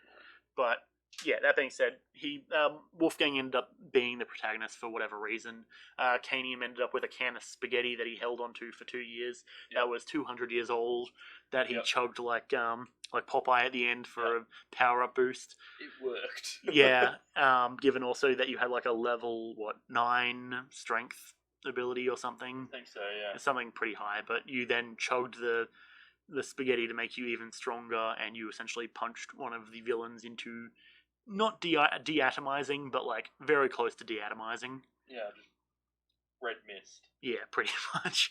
Which, for the whole avoiding killing rule, wasn't... That's right, he was evil. Yeah, I say rule, the avoiding killing suggestion. It was whatever. It was the final session, so I didn't really give two shits. If there were ramifications, we would have dealt with them later on. It's not really an issue. But, and that being said, it ended up being a fun campaign, definitely, for the 2 years that we played.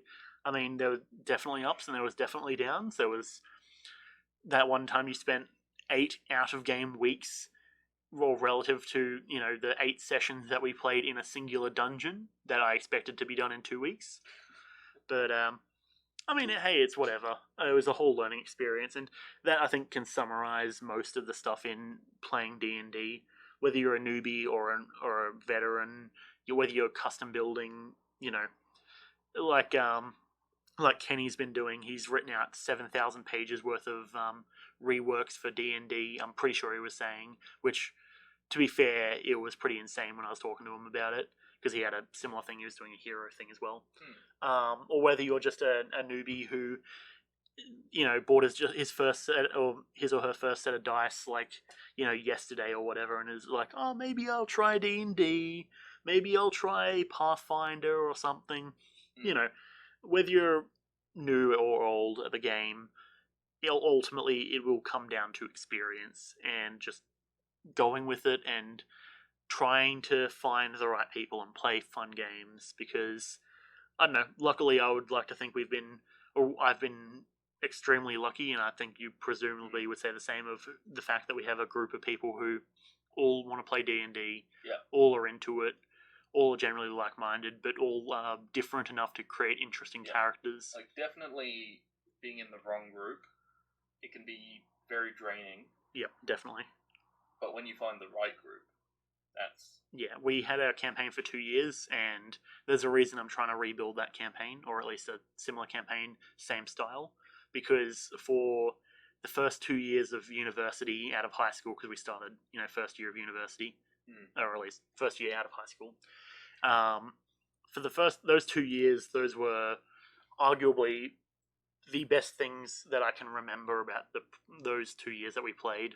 Like, out of everything that had happened, going in, we started on Tuesdays, of course, because that was our free day, and then we moved it to Saturday, and I mean, we were only just getting out of the routine of playing games on Saturdays, which is a bummer, of course, because, I'm trying to nudge the chat, being like, hey guys, I've been preparing stuff, get ready, and then no one's responded, and I'm just like, okay, cool.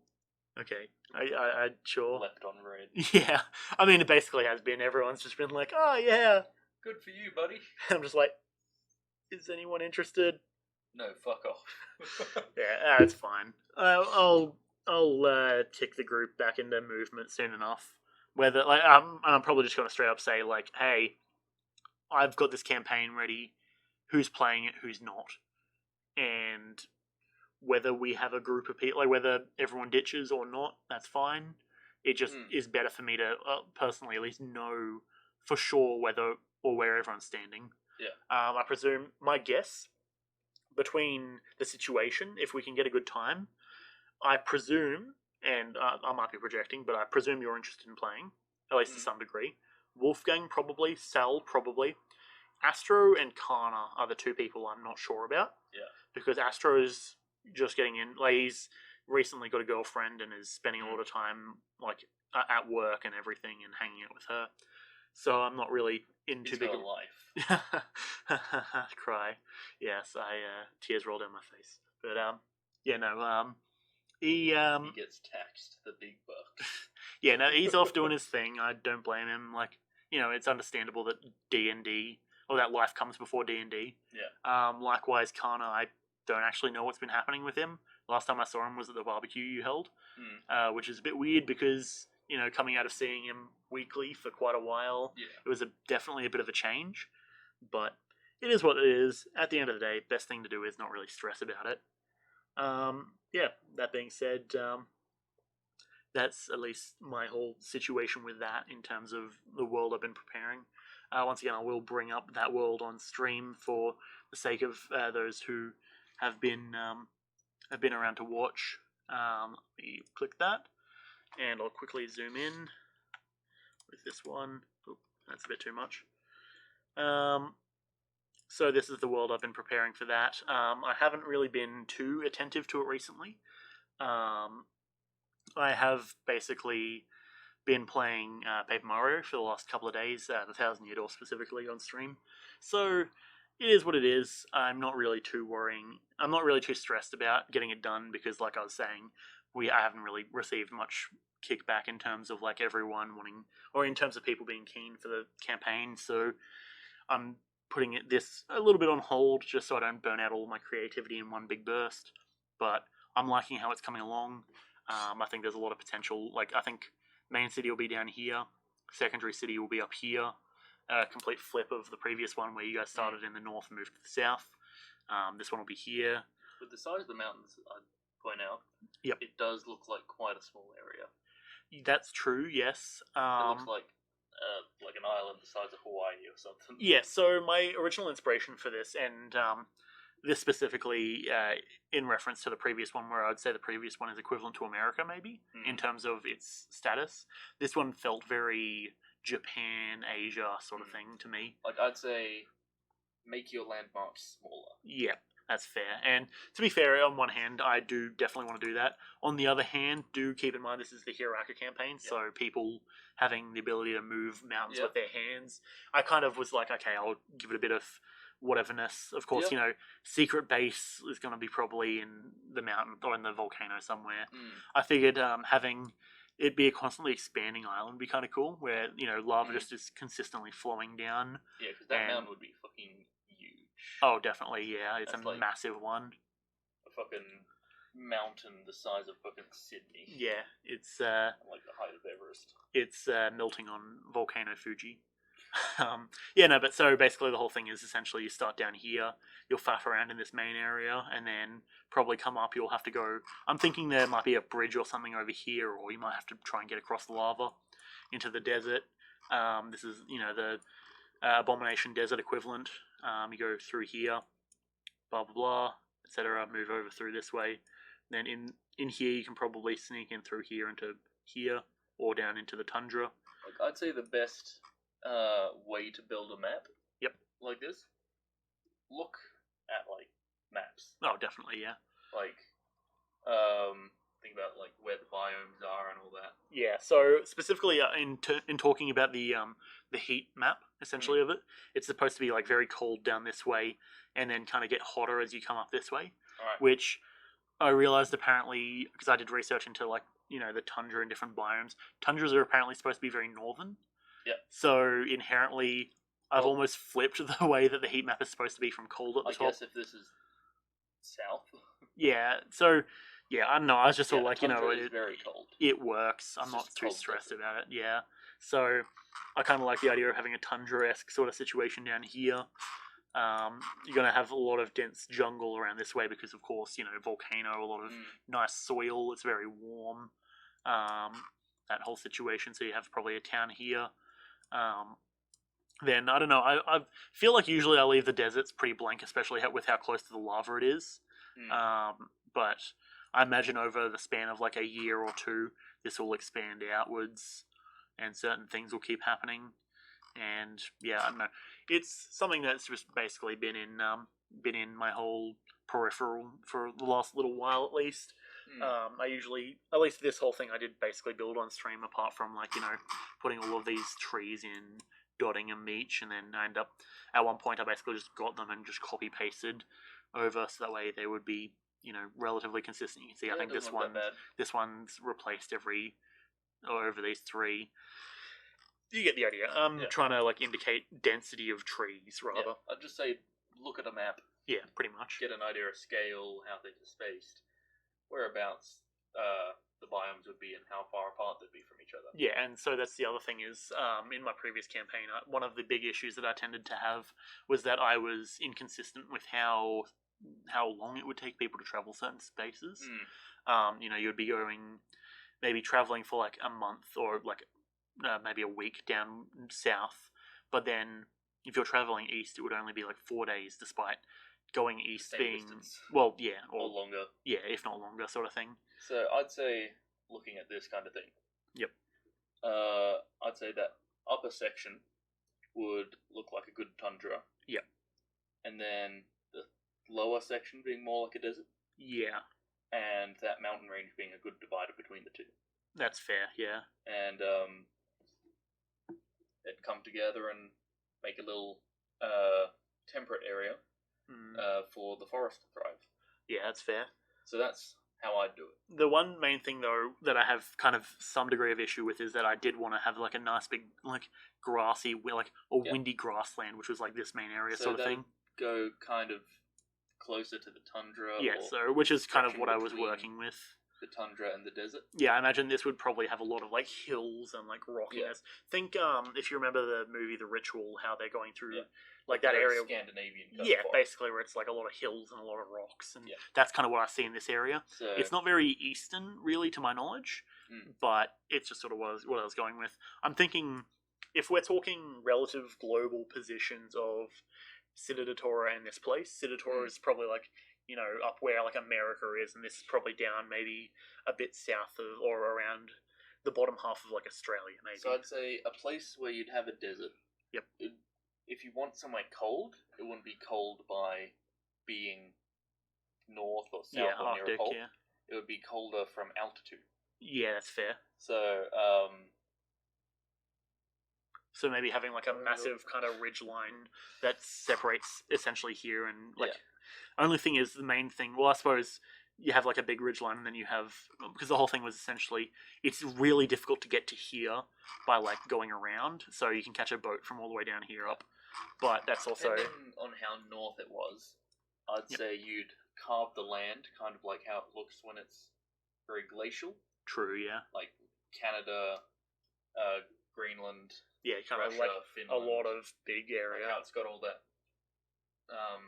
all the sort of bits coming in of water. Yeah. Like all the inlets and such. Yeah.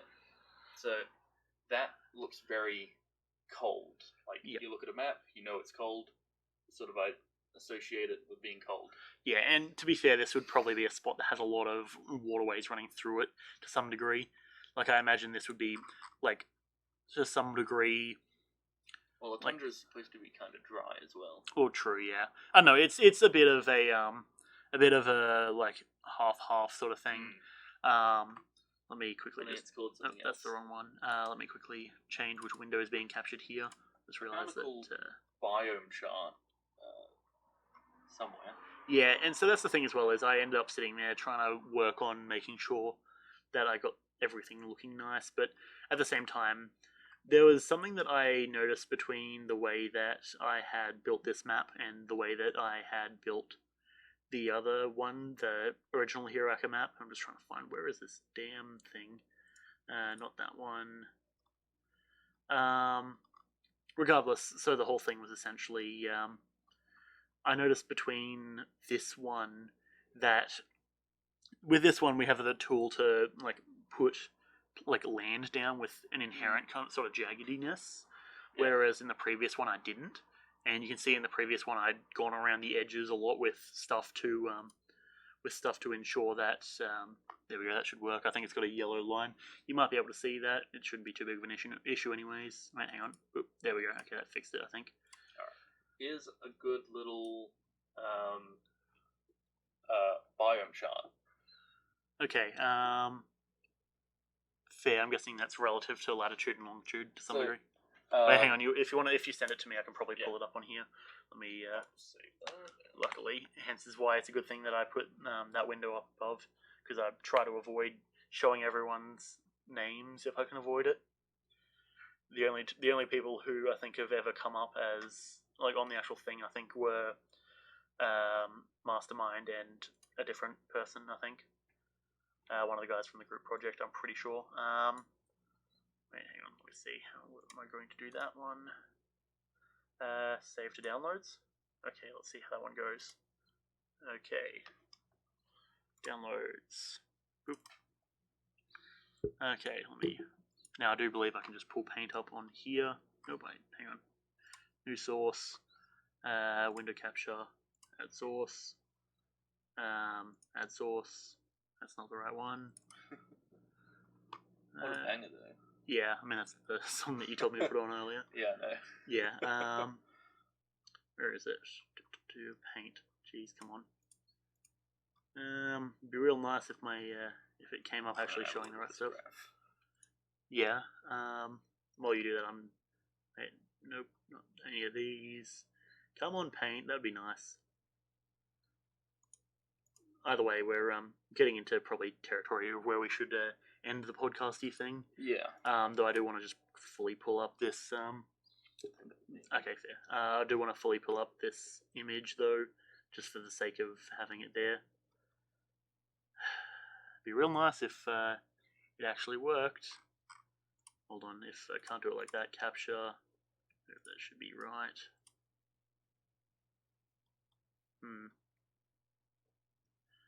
Okay, hold on. Let me try a different thing. If we bring this up and I open in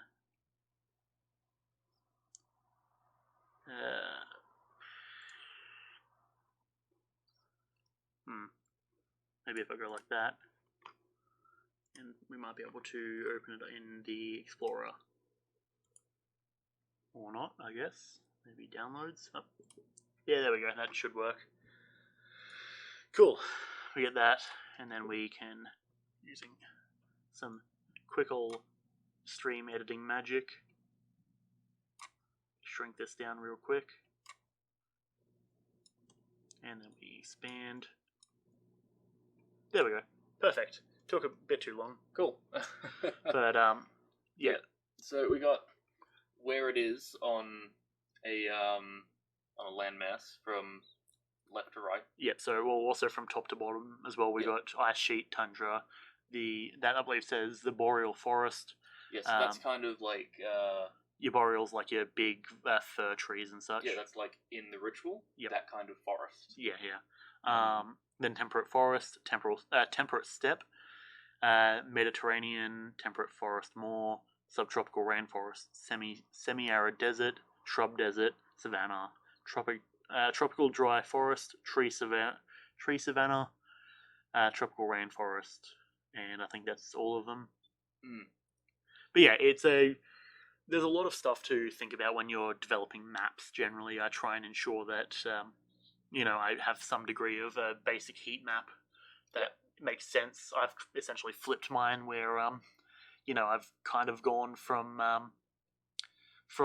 the tundra down at the bottom, trying to make it go upwards, going into other stuff. But at the same time, it's one of those things where it doesn't make too much of a difference anyways. I'm not entirely too set on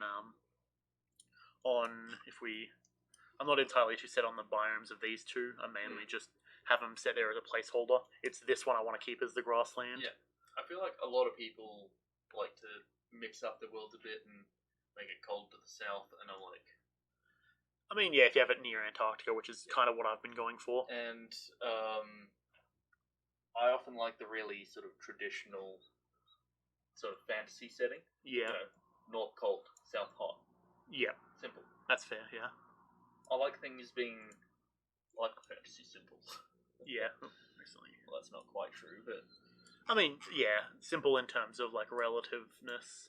Yeah. But, yeah, you can see I've essentially taken it and sort of flipped it to some degree where going from, like, down this area it's cold to hot up here. That would be, you could consider it more of like a Mediterranean. Yeah, though keep in mind as well, the main thing that is also a thing is I've got the volcano there, which would have put off a lot of heat, I imagine. Well, not really. So the volcano doesn't affect the temperature with the heat it puts off so much. Yep. Like, it'll, I don't know, maybe raise it a little bit.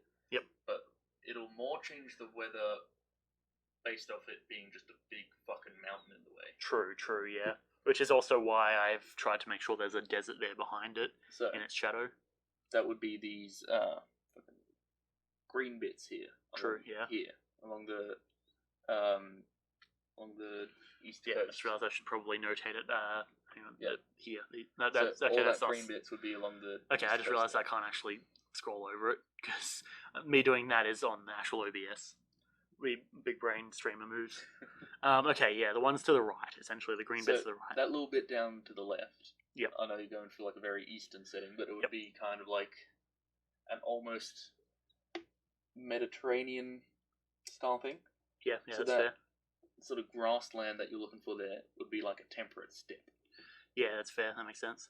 Which, I mean, I don't really know what a temperate steppe would be like, to be fair. It's not quite like Turkey, but it's fair. I'm thinking more like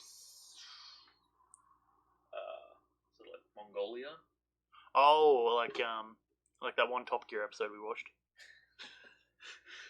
I mean, it was a lot of between desert, bog, all that sort of stuff, I suppose.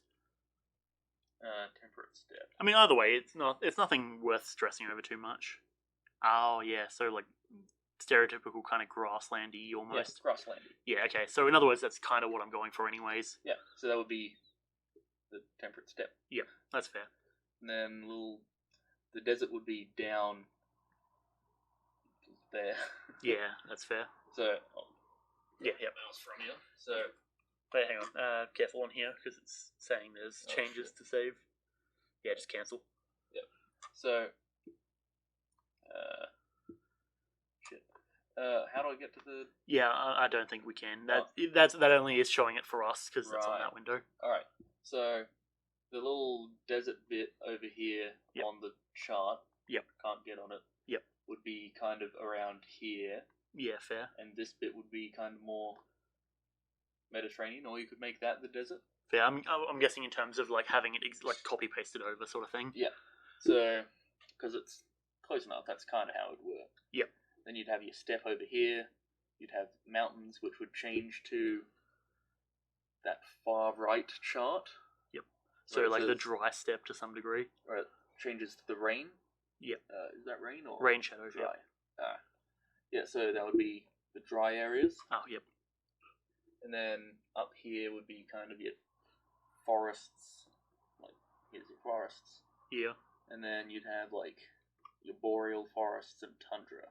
That's fair. That makes sense. So, well, maybe this your forest, your temperate forest, boreal forest strip up here, and then tundra along here. And yeah, fair. Yeah. Yeah. That being said, we are getting to about 3 hours, so I would suggest you should come around for one of the next streams that we do for like all the map making stuff. But yes, that being said, thank you for coming around, Kris. All good. Thanks for having me. It's all good. You're welcome on anytime. I'm going to wrap up the recording of this podcast, which we are going to title "Getting It Done: A D&D Guide for Beginners." You can check out our various stuff, or rather, Kris, you're not really one for streaming much, so yeah, not really. Yeah, you can find more of this content, here on twitch.tv/JetX100. We got Mastermind, who I don't know if he's back in chat, but he's usually around. I don't know. He said he was back. Okay. Either way, you can find more content like this. It's gonna be posted as a VOD on the YouTube channel. You can type in !YouTube or !Discord if you're interested in joining. It has just occurred to me that the chat box isn't actually showing over the actual overlay, so that's a bummer. I should have noticed that earlier. Either way, it's not a big deal. But yeah, if you've come around, thanks for watching. If you stuck around to the end, then I applaud you. All that sort of good stuff. But yeah. Congratulations. Good job listening to us ramble for 3 hours. Yeah, pretty much. But yeah, thanks for watching. The VOD should be up tomorrow.